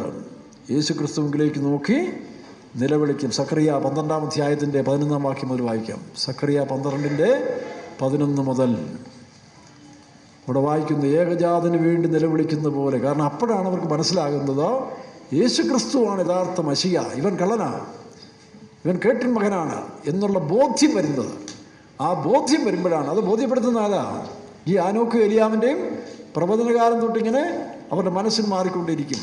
അപ്പോൾ അവർ ഏകജാതനെ പോലെ വായിച്ച വാക്യം 12:13. ഞാൻ ദാവീദ് ഗൃഹത്തിന്മേലും യെരൂശലേം നിവാസികളുടെ മേലും കൃപയുടെയും യാചനയുടെയും ആത്മാവിനെ പകരും. കൃപയുടെയും യാചനയുടെയും, മനസ്സിലാവുന്നു? ഈ രണ്ട് ആത്മാവാണ് നമ്മൾ ഈ ആനോക്ക് ഏലിയാവെന്ന് പറയുന്നത്. ഇനി 6 പേര് വന്നാൽ ആര് വന്നാൽ ഈ 2 സ്പിരിറ്റാണ്. അത് ശരീരം ആരുടെ ആണെങ്കിലും ശരി, നമ്മൾ അറിഞ്ഞിരിക്കുന്ന പോലെ 2 പേര് മരണം കാണാൻ എടുക്കപ്പെട്ടുകൊണ്ട് അവരുടെ പേര് പറയുന്നുള്ളേ ഉള്ളൂ. അതങ്ങനെ ആയിരിക്കാം. കാരണം 2 പേര് വന്ന് മരിക്കണമല്ലോ. ഒരിക്കൽ മരണവും പിൻപ് ന്യായവിധി മനുഷ്യർക്ക് നിയമിച്ചിരിക്കാൻ മരിക്കാതെ പോയ 2 പഴയ വിശുദ്ധന്മാർ, ഒന്ന് ആനോക്കും ഒന്നും ഏലിയാവുമാണ്. അപ്പോൾ അതുകൊണ്ട് ആനോക്ക് ഏലിയാവും. അതുകൊണ്ടാണ് ടിപ്പേക്കാർ നമ്മൾ പഠിപ്പിക്കുന്നത് അത് ആനോക്ക് ഏലിയാവായിരിക്കാം എന്ന് പഠിപ്പിക്കുന്നത്. പക്ഷേ ആനോക്ക് ഏലിയാവിൻ്റെ ശരീരമല്ല പ്രശ്നം, ഈ 2 സ്പിരിറ്റാണ്. കൃപയുടെയും യാചനയുടെയും ആത്മാവിനെ പകരും. അപ്പോൾ കൃപയ്ക്കായിട്ട് അവർ അപേക്ഷിക്കും. തെറ്റിപ്പോയി, ദൈവമേ ഞങ്ങൾ തെറ്റി, നിന്നെ തള്ളി എന്ന് പറഞ്ഞില്ലയോ, ഇവൻ്റെ രക്തം ഞങ്ങളുടെ മേലും ഞങ്ങളുടെ സന്തതികളുടെ മേലും വരട്ടെ. അത് നല്ല ദേശത്തോടല്ല, യേശുവിൻ്റെ രക്തം നമ്മൾ ആശ്രയിക്കുന്നുണ്ട്. എന്തിനാണ്? നമ്മുടെ പാപങ്ങൾ കഴുകാൻ. ഇവർ തലതിരിഞ്ഞ് പറഞ്ഞവരാണ്. അതുകൊണ്ടാണ് അവർക്ക് ന്യായവിധി വന്നുകൊണ്ടിരിക്കുന്നത്. അപ്പോൾ ഇപ്പോൾ എന്ത് ചെയ്യുന്നു? ആ ഏകജാതന് വേണ്ടി നിലവിളിക്കുന്ന പോലെ അവരുടെ മേൽ കൃപയുടെയും യാചനയുടെയും ആത്മാവിനെ പകരുമ്പോൾ അവർ കൃപയ്ക്കായിട്ട് അപേക്ഷിക്കും, യാചിക്കും. ആ കൃപയ്ക്ക് പ്രതീകമാണ് മനസാക്ഷ്യം കാലത്തിലെ ആനോക്ക്. ദൈവത്തോട് നടന്ന് കൃപ ലഭിച്ചെന്നാണ്. ആനോക്കിന് ദൈവത്തോട് നടക്കാൻ കൃപ ലഭിച്ചു. എന്നാൽ ഏലിയാവ് കർമ്മേൽ പർവ്വതത്തിൽ വെച്ച് ദൈവത്തോട് യാചിച്ചു, ദൈവമേ ഈ കള്ളപ്രവാചകന്മാരെ ന്യായം വിധിക്കണമേ, തീയിറക്കി.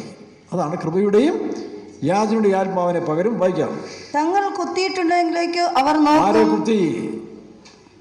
യേശു കർത്താവിനെ അവരുടെ മണ്ണിലിട്ട് അവർ കുത്തി കൊന്നില്ലേ, ക്രൂശിച്ചില്ലേ? ക്രൂശീകരണം ദൈവേഷ്ടമാണെങ്കിലും അവർ വൈരാഗ്യത്തോടല്ലേ ചെയ്തത്. അന്നാണ് യഹൂദൻ്റെ കണ്ണ് തുറക്കുന്നത്. അവർ കുത്തിയ മശിയായാണ്. അതാണ് യഥാർത്ഥ മശിയ. ഈ ശൂന്യമാക്കുന്ന മ്ലേച്ഛത ആലയത്തിൽ കൊണ്ട് വെച്ച് കഴിയുമ്പോൾ യേശു പറഞ്ഞില്ലേ, മത്തായിയുടെ സുവിശേഷം 24-ാം അധ്യായത്തിൻ്റെ 15-ാം വാക്യം വായിക്കണ്ട. ശൂന്യമാക്കുന്ന മ്ലേച്ഛത വിശുദ്ധ സ്ഥലത്ത് കാണുമ്പോൾ വായിക്കുന്നവൻ ചിന്തിച്ചുകൊള്ളട്ടെ. അപ്പോഴാണ് അവർക്ക് ബോധം വരുന്നത്. അപ്പോൾ അന്ത്യക്രിസ്തു അവർക്കെതിരാകും, മുഴു ശത്രുവായിത്തീരും. അനേകരവൻ കൊല്ലും, അനേകർ ഉപദ്രവിക്കും, പെണ്ണുങ്ങളെ വഷളാക്കും. ഇതെല്ലാം നടന്നുകൊണ്ടേയിരിക്കും. അപ്പോഴാണ് അവർ വീണ്ടും വായിക്കാം. ഏകജാതനെ കുറിച്ച് വിലപിക്കുന്നത് പോലെ അവർ അവനെ കുറിച്ച് വിലപിക്കും. ആദ്യജാതനെ കുറിച്ച് വ്യസനിക്കുന്നത് പോലെ അവർ അവനെ കുറിച്ച് വ്യസനിക്കും. അവൻ അവനെ കുറിച്ച് വ്യസനിക്കും. അപ്പൊ ഇന്ന് ഇസ്രായേലിനെതിരായിട്ട് വലിയ ശക്തി നമ്മൾ കാണുന്നുണ്ടല്ലോ. അവരെ ഉപദ്രവിക്കാൻ ഒരു രാജ്യം. എന്താ അതിൻ്റെ ചരിത്ര പശ്ചാത്തലം? ഒരു ചരിത്ര പശ്ചാത്തലം സത്യമായിട്ടുണ്ട്. അത് ഒരു ചരിത്രപരമായിട്ട് ഞാൻ പറയാം. ഞാനൊരു ഹിസ്റ്ററി വളരെ പഠിച്ച മനുഷ്യനാണ്. ഹിസ്റ്ററിയാണ് എനിക്ക് ഏറ്റവും കൂടുതൽ മാർക്ക് കിട്ടിയത്. അപ്പോൾ ഞാൻ ഹിസ്റ്റോറിക്കൽ ബേസിലൊരു കാര്യം പറയാൻ പോവുകയാണ്.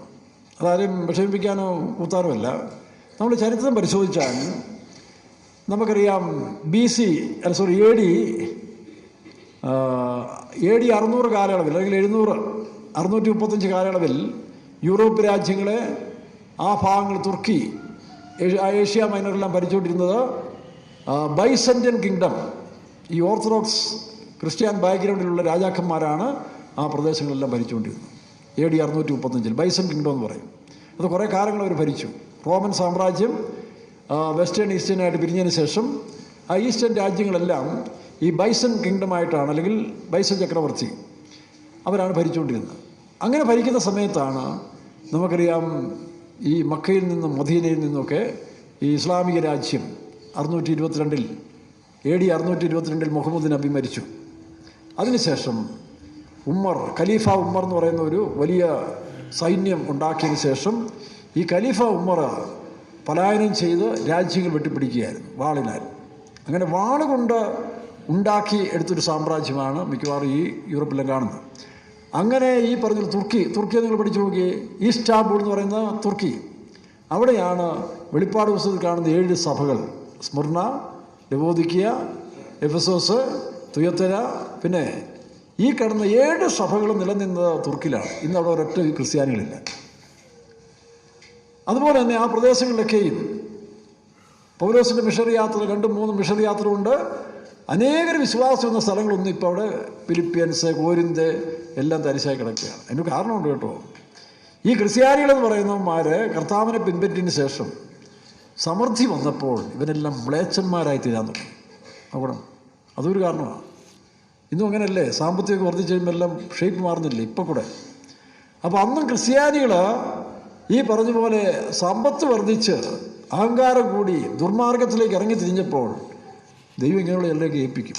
1917 മുമ്പ് റഷ്യയിലും പോളണ്ടിലൊക്കെ സാർ ചക്രവർത്തിമാർ ദുർഭരണം നടത്തി, ഏകാധിപത്യ ഭരണം നടത്തിയപ്പോൾ ദൈവം കമ്മ്യൂണിസത്തെ വിട്ടുകൊടുത്തു. എഴുന്നേറ്റ് നീ പൊക്കോളാൻ പറഞ്ഞു. പോയി അമ്മമാർ പോയി നിരത്തി തന്നു. അപ്പോൾ ഓരോ പ്രതികൂല സാമ്രാജ്യങ്ങൾ എഴുന്നേൽക്കുമ്പോൾ അതിനൊക്കെ ഒരു ഉദ്ദേശമുണ്ട്. കാരണം ജനം വഷളായി പോയി കഴിഞ്ഞാൽ പിന്നെ നിർത്തേണ്ട ആവശ്യമില്ല. പറമ്പിൽ കയറി നമ്മൾ കള പറിച്ചില്ലേ, പറമ്പിൽ കള വന്നു കഴിഞ്ഞാൽ പിന്നെ കള പറിച്ചു കളയാനേ ഒക്കത്തുള്ളൂ. അപ്പം ക്രിസ്ത്യാനിത്വത്തിൻ്റെ ബേസ് നഷ്ടപ്പെടുത്തി തോന്നിവാസ ജീവിതം ചെയ്തു കഴിഞ്ഞപ്പോൾ ദൈവം വിട്ടുകൊടുത്തു. അങ്ങനെയാണ് ഈ ക്രിസ്തീയ രാജ്യങ്ങളെല്ലാം കയറി ആക്രമിക്കപ്പെടുന്നതിൻ്റെ ഒരു കാരണം. പക്ഷേ അതിനകത്ത് പരമാർത്ഥികൾ മരിക്കും, പരമാർത്ഥികളും ചാകും. പക്ഷേ പരമാർത്ഥികൾക്ക് ഒരു ഗുണമുണ്ട്. എന്താ? അവർ സഹസ്രാബ്ദ വാഴ്ചയിൽ 1000 വർഷത്തേക്ക് അവരെ ദൈവം ഉയർപ്പിക്കും. മറ്റവരൊക്കെ ന്യായവിധിക്ക് സൂക്ഷിക്കപ്പെടും.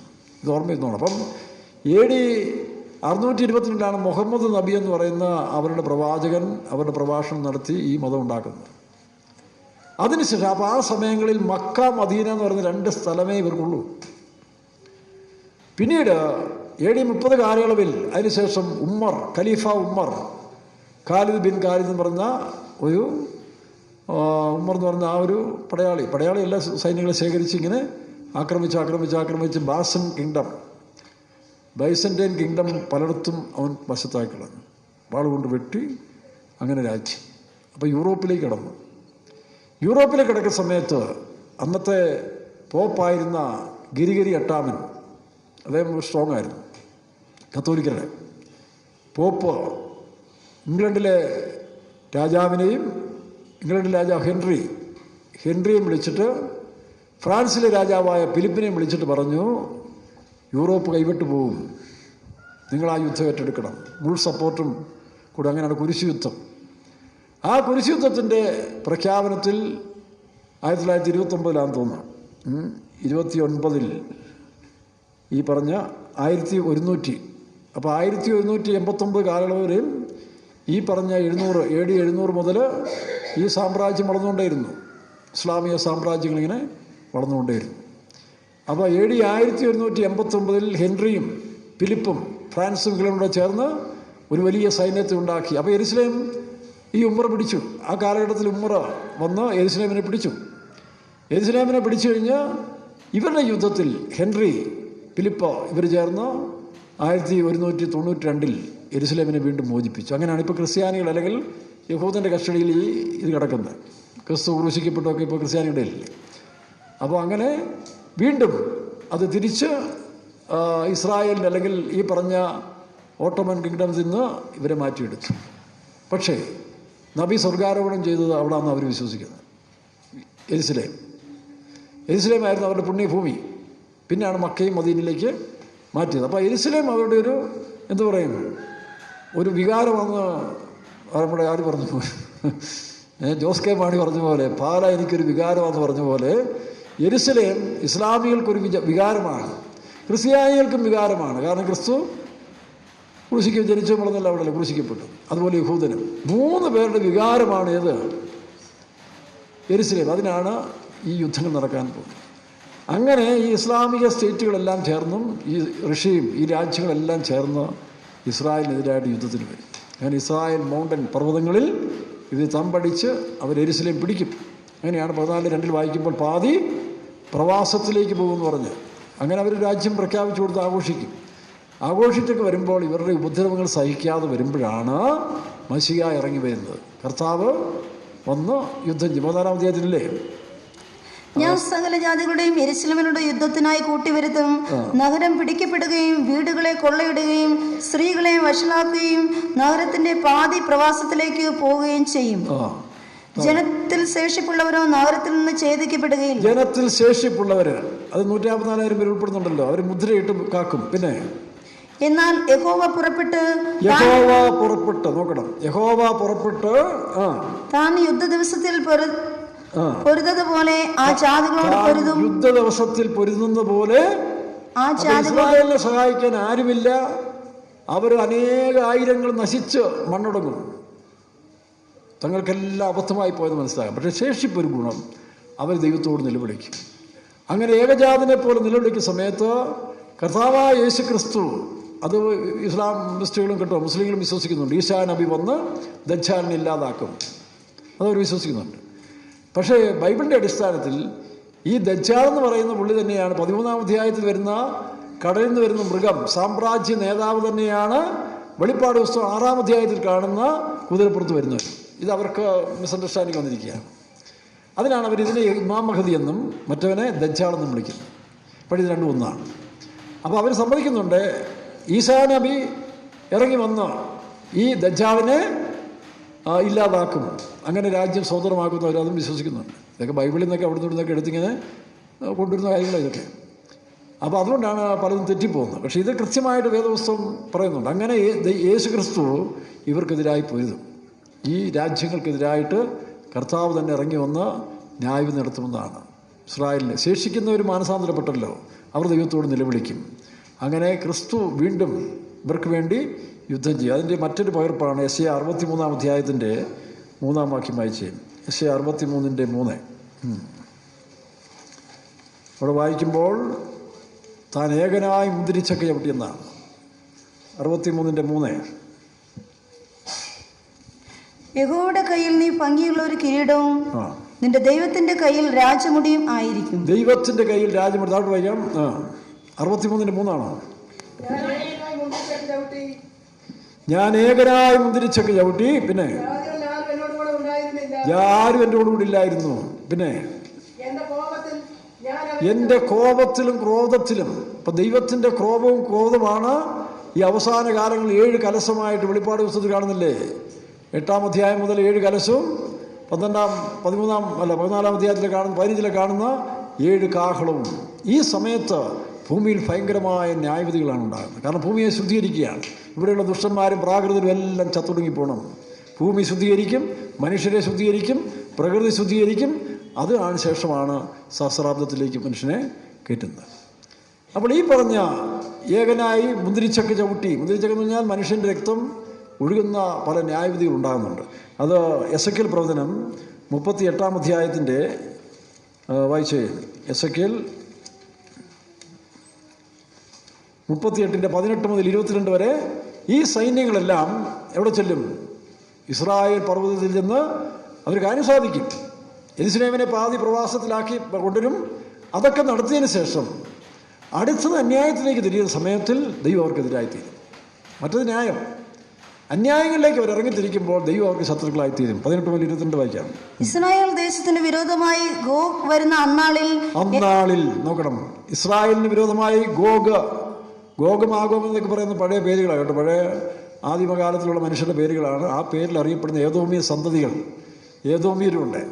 ആ ഏദോമിയരെല്ലാം ചേർന്നാണ് ഈ പറഞ്ഞ ഈ പാർട്ടികളെല്ലാം. വായിക്കാം. എന്റെ ക്രോധം എന്റെ മൂക്കിൽ ഉജ്ജ്വലിക്കും എന്ന് യഹോവയായ കർത്താവിന്റെ അരുളപ്പാട്. അന്നാളിൽ നിശ്ചയമായിട്ട് ഇസ്രായേൽ ദേശത്ത് ഒരു വലിയ ഭൂകമ്പം ഉണ്ടാകും. നോക്കണം, ഇസ്രായേൽ ദേശത്തിൽ ഒരു വലിയ ഭൂകമ്പം. ഭൂകമ്പത്തിൽ എന്താ സംഭവിക്കുന്നത്?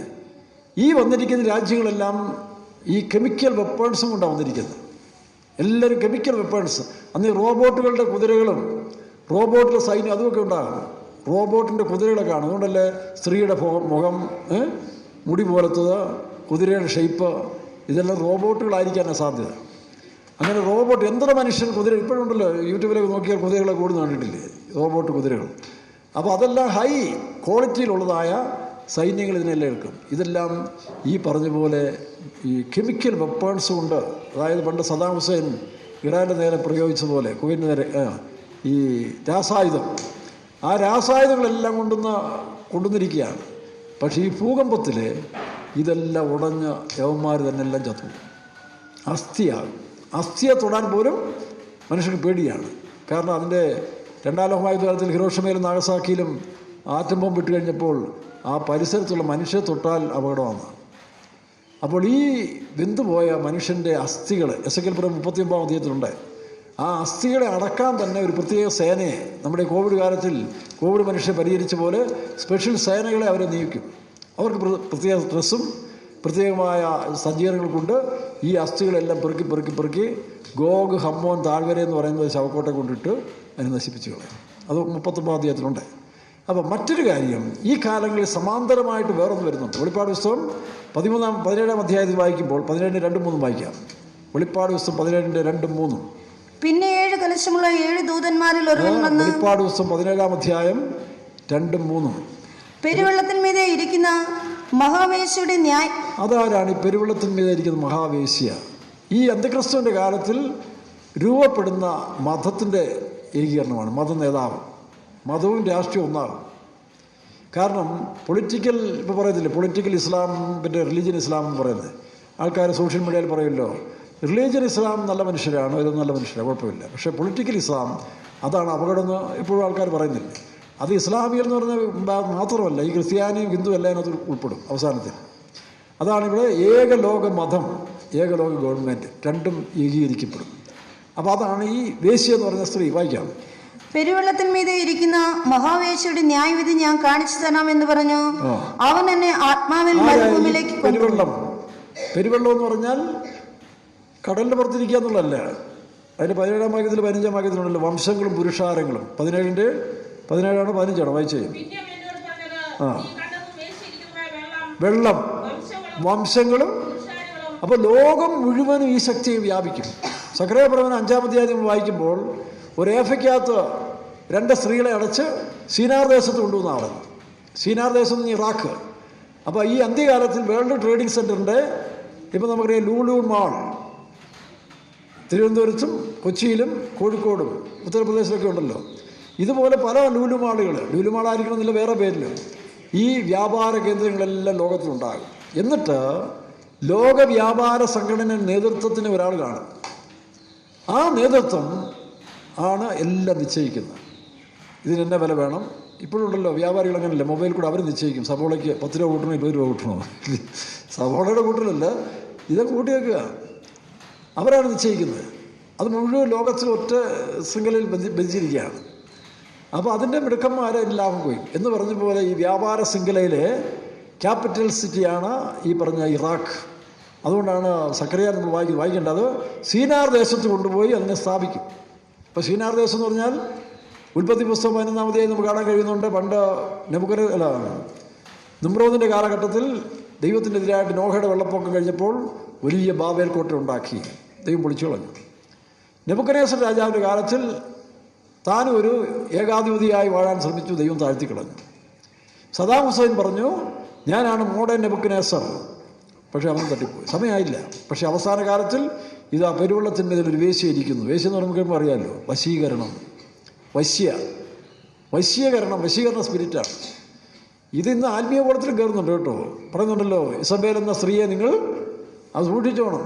വേലക്കാരും വിശ്വാസികളിലേക്ക് ഇടപെടലും പോക്കുമൊക്കെ സൂക്ഷിച്ചു വേണം ഇടപെടാൻ. ഞങ്ങളുടെ അപ്പച്ചനും അമ്മച്ചിയാണ് കൊച്ചമ്മയെന്ന് പറഞ്ഞുകൊണ്ട് കാണിച്ചിട്ടില്ല. ഇവർ ഇടപെടുന്നതിൻ്റെ രീതികൾ വശീകരണമുള്ള വേശ്യാ സ്പിരിറ്റ് കയറിക്കഴിഞ്ഞാൽ ഈ പറഞ്ഞ പോലെ മനുഷ്യർ പിന്നെ സൂത്രത്തിലും ചതിവിലും കൊണ്ടുപോകും. തന്ത്രത്തിൽ സഭയുടെ ആ ക്ലാരിറ്റി ഇല്ലാതാക്കികളെ. അങ്ങനെയുള്ളവരെയൊക്കെ ഞങ്ങൾ കണ്ടിട്ടുള്ളതുകൊണ്ടായി പറയുന്നത്. അങ്ങനെയുള്ള വേലക്കാരെയൊക്കെ ഞങ്ങൾ ശാസിച്ച് അകറ്റിയിട്ടുണ്ട്. കാരണം അവരുടെ കുറ്റമല്ല, അവർ ദൈവകൃപയിൽ നിന്ന് അന്യപ്പെട്ടു പോകുമ്പോൾ ഈ വീണുപോയ സ്പിരിറ്റെല്ലാം കയറും. അങ്ങനെ ആത്മീയരല്ലാത്ത വിശ്വാസികൾക്ക് പിന്നെ അതിനോട് ഐക്യം. അങ്ങനെയാണ് വ്യവസ്ഥയില്ലാത്ത ചിലരെ സഭയിൽ പൊക്കിവെക്കുന്നത്. അവരെ മാറ്റാമെന്ന് വെച്ചാൽ അവരെ മാറ്റില്ലയോ, ഞങ്ങളുടെ പ്രിയപ്പെട്ടവനാണ് എന്നും പറഞ്ഞ് ഇതിൻ്റെ പുറകെ കടിച്ചു പൊങ്ങി കിടക്കുന്ന ഇതാണ്. അതൊക്കെ സൂക്ഷിച്ചു വേണം. നിങ്ങൾ ഇസബേൽ എന്ന സ്ത്രീയെ അനുവദിച്ചു എന്നൊരു കുറ്റം നിങ്ങൾക്കുണ്ട്. അതെല്ലാം തിരിച്ചറിയില്ലാതെ വിശ്വാസികൾ കൈകൊട്ടി നടന്നുകൊണ്ട് അന്യഭാഷ പറഞ്ഞുകൊണ്ടൊന്നും കാര്യമില്ല. വേദപുസ്തകം ശരിക്കും വായിച്ച് പഠിക്കണം. സ്തോത്രം. ഇവിടെ വായിക്കുമ്പോൾ ഈ പെരുവെള്ളത്തിലിരിക്കുന്ന വേശ്യ താഴോട്ട് വായിച്ചേയും അവൻ എന്നെ ആത്മാവിൽ മരുഭൂമിയിലേക്ക് കൊണ്ടുപോയി. അപ്പോൾ 7 തലയും 10 കൊമ്പും ഉള്ളതായ ദൂഷണനാമങ്ങൾ നിറഞ്ഞ് കടിഞ്ചുവപ്പുള്ളൊരു മൃഗത്തിന്മേൽ ഒരു ഇത് പൊളിറ്റിക്കൽ ലീഡറാണ്. ഇപ്പം പൊളിറ്റിക്കൽ ലീഡറിൻ്റെ കൂടെ തന്നെ കാണുന്ന ഈ സ്ത്രീ, അതാണ് മതം. അതാണ് വെളിപ്പാട് പുസ്തകം 13-ാം അധ്യായത്തിൽ പൊളിറ്റിക്സ് ലീഡറും വെളിപ്പാട് പുസ്തകം 13-ാം അധ്യായത്തിൻ്റെ 11-ാം വാക്യത്തിൽ റിലീജിയസ് ലീഡറും. ക്രിസ്തീയ സഭകൾ ഉൾപ്പെടെ. ഇപ്പോൾ കത്തോലിക്കരൊന്നും കിടന്ന് കുസ്തി പിടിക്കേണ്ട ആവശ്യമില്ല. ഇസ്ലാമുമായിട്ട് കുസ്തി പിടിക്കേണ്ട, ഇസ്ലാം കത്തോലിക്കരോടും കുസ്തി പിടിക്കേണ്ട. പിന്നെ BJP-ക്കാർ ഇസ്ലാമികളോടും യുദ്ധം ചെയ്യേണ്ട. ഇതെല്ലാം ലാസ്റ്റ് ഒന്നാകും, എല്ലാം ഒന്നാകും. സൂക്ഷിക്കേണ്ട പെന്തിക്കോസുകാർ മാത്രം കേട്ടോ. നിങ്ങളും ഞാനും മാത്രം ബുദ്ധിയോടെ ജീവിച്ചാൽ മതി. കാരണം ബുദ്ധിയുള്ളവൻ മൃഗത്തിൻ്റെ സംഖ്യ. അതുകൊണ്ട് ഇന്നിവർ കാണിക്കുന്ന ബഹളങ്ങളൊന്നും ഇപ്പോൾ ക്ലബ് ഹൗസിലും ഇല്ലേ, അനിൽ കൊടുത്തോട്ടോ അല്ലെങ്കിൽ ഈ പറഞ്ഞ സെബാസ്റ്റ്യൻ പുന്നക്കലോ പറയുന്ന കുറേ കാര്യം സത്യങ്ങളുണ്ടില്ലെന്നല്ല. പക്ഷേ ലാസ്റ്റ് വരുമ്പോൾ ഒരു വേർതിരിയും ചെമ്മരിയാടും കോലാടും. ദൈവത്തിനുള്ള യഥാർത്ഥ ദൈവമക്കൾ ഈ വിഭാഗത്തിലെല്ലാം കാണും. കത്തോലിക്ക മുതൽ ഇങ്ങോട്ട് സത്യം അറിയാവുന്നവരും സത്യത്തിന് സ്നേഹിക്കുന്നവർ എല്ലായിടത്തും ഉണ്ട്. അവർ സെപ്പറേറ്റഡ് ആകും. ഒന്നുകിൽ അവർ രൂപാന്തരപ്പെടും, അല്ല രക്തസാക്ഷികളാകും. ബാക്കിയുള്ള ഇവരെല്ലാം കൂടെ ഒരൊറ്റക്കെട്ടായിട്ട് ദൈവമക്കൾക്കെതിരായിട്ട് തിരിയും. സത്യമാണ്. അത് ക്രിസ്ത്യാനികളുണ്ട്, അക്രൈസ്തവരുണ്ട്, ഇസ്ലാമിസ്റ്റുകളുണ്ട്, എല്ലാം ചേർന്നൊറ്റക്കെട്ടാകും. ബുദ്ധിയുള്ളവൻ മൃഗത്തിൻ്റെ സംഖ്യ. കാരണം മുദ്ര ഏറ്റുകഴിഞ്ഞാൽ ഇതെല്ലാം നഷ്ടപ്പെടും. ദൈവത്തിൻ്റെ കോപത്തിന് നാമം പാത്രീഭാഗങ്ങളായിത്തീരും. അപ്പോൾ ഈ സ്പിരിറ്റ്, അതാണ് ബാബിലോണിൻ്റെ ശക്തി എന്ന് പറയുന്നത്. അതൊരു വ്യാപാരമാണ്. അതുകൊണ്ടാണ് 18-ാം അധ്യായത്തിൽ വരുമ്പോൾ ദൈവത്തിൻ്റെ സമയം വരുമ്പോൾ ഇതെല്ലാം കൊലാപ്സാകും. ബാബിലോൺ വീണുപോയി. ഇല്ലേ? ഇതില്ലേ അതിനകത്ത് വായിച്ചു? അയ്യോ അയ്യോ മഹാനഗരമായ ബാബിലോണേ, ബലമേറിയ പട്ടണമേ, 1 മണിക്കൂർ കൊണ്ട് നിന്റെ ന്യായവിധി വന്നല്ലോ എന്ന് പറയും.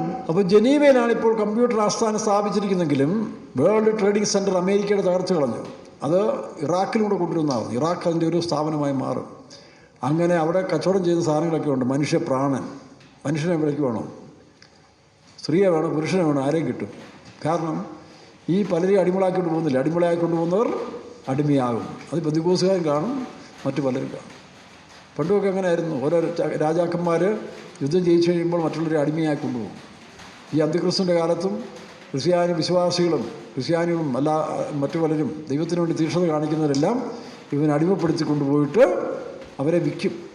അവരുടെ ഓർഗൻസ്, അവയവങ്ങളെടുത്ത് പാഴ്സായിട്ട് വിൽക്കും. അതുകൊണ്ടാണ് ആ വാക്യം മാത്രം വായിച്ച് മനുഷ്യപ്രാണൻ, മനുഷ്യൻ, ഇതിനെല്ലാം ജഡം, ദേഹം, ദേഹി. അത് വായിച്ച് വരുന്നുണ്ട്. മനുഷ്യദേഹം. മനുഷ്യദേഹം. എത്രാം വാക്യം? 13-ാം വാക്യം. 18-13. മാനുഷ്യദേഹം, പിന്നെ മനുഷ്യപ്രാണൻ. മാനുഷ്യപ്രാണൻ. അപ്പം മാനുഷ്യദേഹം കിട്ടും. കച്ചവടത്തിന് വെച്ചിരിക്കുക, ആണിൻ്റെയും പെണ്ണിൻ്റെ എല്ലാം. അങ്ങനെ ഒരു അരാജകത്വമായ ഭരണം ഭൂമിയിലേക്ക് വരാൻ പോവുകയാണ്. അപ്പോൾ അതിൽ ഈ പറഞ്ഞ മുദ്രയേക്കാത്തവനെല്ലാം കൊണ്ട് കച്ചവടം ചെയ്ത് കാശുണ്ടാക്കുമല്ലോ. അവരുടെ പാർട്സ്, കിഡ്നി, പിന്നെ ഹാർട്ട്, ലിവർ എല്ലാം ഇത് മാറ്റി വെക്കാമല്ലോ. എല്ലാം സെപ്പറേറ്റാക്കി എടുത്തിട്ട് അവൻ്റെ ശരീരത്തിൽ നിന്ന് കൊഴുപ്പ് കൊടുക്കും. ഹിറ്റ്ലർ ചെയ്ത പോലെ കൊഴുപ്പൂടെടുത്ത് സോപ്പുണ്ടാക്കി. ഹിറ്റ്ലറിൻ്റെ കാലത്തിൽ യഹൂദന്മാരെ കൊന്ന് അവൻ്റെ കൊഴുപ്പെടുത്ത് സോപ്പുണ്ടാക്കി. അതുകൊണ്ട് ഈ ശരീരമൊക്കെ പൂഷിക്കുന്നവന് ശ്രദ്ധിച്ചോണം. കൈവിടപ്പെട്ടു പോയാൽ അവന് സോപ്പുണ്ടാക്കാനേ കൊള്ളത്തുള്ളൂ. അതുകൊണ്ട് നല്ല സമയം കർത്താവിന് വേണ്ടി ജീവിച്ച്, ചിലരുടെ ശരീരം ജന്മസിദ്ധമായിട്ടുണ്ടെന്നും പറഞ്ഞിട്ട് കാര്യമില്ല. മനഃപൂർവ്വം ഇതിനൊന്നും പോഷിപ്പിക്കാൻ പോകരുത് ശരീരത്തെ. അങ്ങനെ ഈ ബാബിലോണ്യ സാമ്രാജ്യം, മതവും രാഷ്ട്രീയവും എല്ലാം ഏകീകരിക്കപ്പെടും. എന്നാൽ ഇതിൻ്റെ അവസാനത്തിൽ ഈ എതിർ ക്രിസ്തു ഒലിവുമലയിൽ കർത്താവായ യേശു അന്ന് അവൻ്റെ കാൽ യെരുശലേമിനെതിരെ വായിച്ചു. 14-ാം അധ്യായം സക്കറിയ 14 വായിക്കുമ്പോൾ ഇസ്രായേലിന് വേണ്ടി യുദ്ധത്തിനായിട്ട് ഇറങ്ങി വരുന്ന സമയം, ആ സമയത്ത് കർത്താവിൻ്റെ കാൽ യെരുശലേമിനെതിരെ ഒലിവുമലയുടെ വായിച്ച്, അന്നാളിൽ അവൻ്റെ കാൽ യെരുശലേമിനെതിരെ കിഴക്കുള്ള ഒലിവുമലയിൽ നിൽക്കും. പിന്നെ പിളർന്നു പോകും. അതാണ് വെളിപ്പാട് പുസ്തകം 19-ാം അധ്യായത്തിൻ്റെ 11-ാം വാക്യത്തിൽ വായിക്കുമ്പോൾ കർത്താവായ യേശു വെള്ളക്കുതിരപ്പുറത്ത് തൻ്റെ വിശുദ്ധന്മാരുമായി ഈ വരുന്ന വരവിനെയാണ് വെളിപ്പാട് പുസ്തകം 19-11 വായിച്ചു കഴിഞ്ഞു.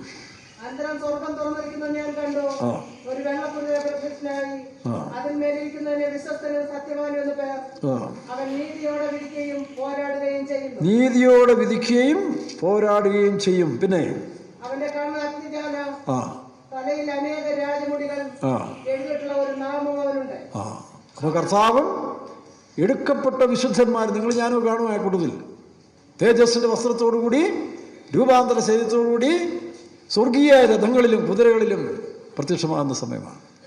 അപ്പോൾ ഇവർക്കൊരു അബദ്ധം പറ്റും. ഈ എതിർ ക്രിസ്തുവിന്, ഈ സഖ്യസൈന്യങ്ങൾക്കെല്ലാം ഒരു അബദ്ധം പറ്റുന്നത്. അപ്പോൾ അമേരിക്കയും ഇംഗ്ലണ്ടും ഒക്കെ സൈലൻ്റ് ആണല്ലോ. അപ്പോൾ അവരുടെ ബുദ്ധിയിൽ തോന്നുന്നത് ഇസ്രായേലിനെ സഹായിക്കാൻ അമേരിക്കയും ഇംഗ്ലണ്ടും സഖ്യരാജ്യങ്ങളെല്ലാം കൂടെ ചേർന്ന് സൈന്യങ്ങളുമായിട്ട് വരികയാണ്, ഒലിവുമലയിൽ ഇറങ്ങി വരികയാണ്. അപ്പോൾ യേശു പറഞ്ഞില്ല, മത്തായിയുടെ സുവിശേഷം 24:15 വായിക്കുമ്പോൾ, അന്ന് വായിക്കുന്നവൻ ചിന്തിച്ചുകൊള്ളട്ടെ, അവൻ മലകളിലേക്ക് ഓടിപ്പോട്ടെന്നാണ്. വാക്യം പെട്ടെന്ന് എടുത്തെങ്കിൽ വായിക്കാം.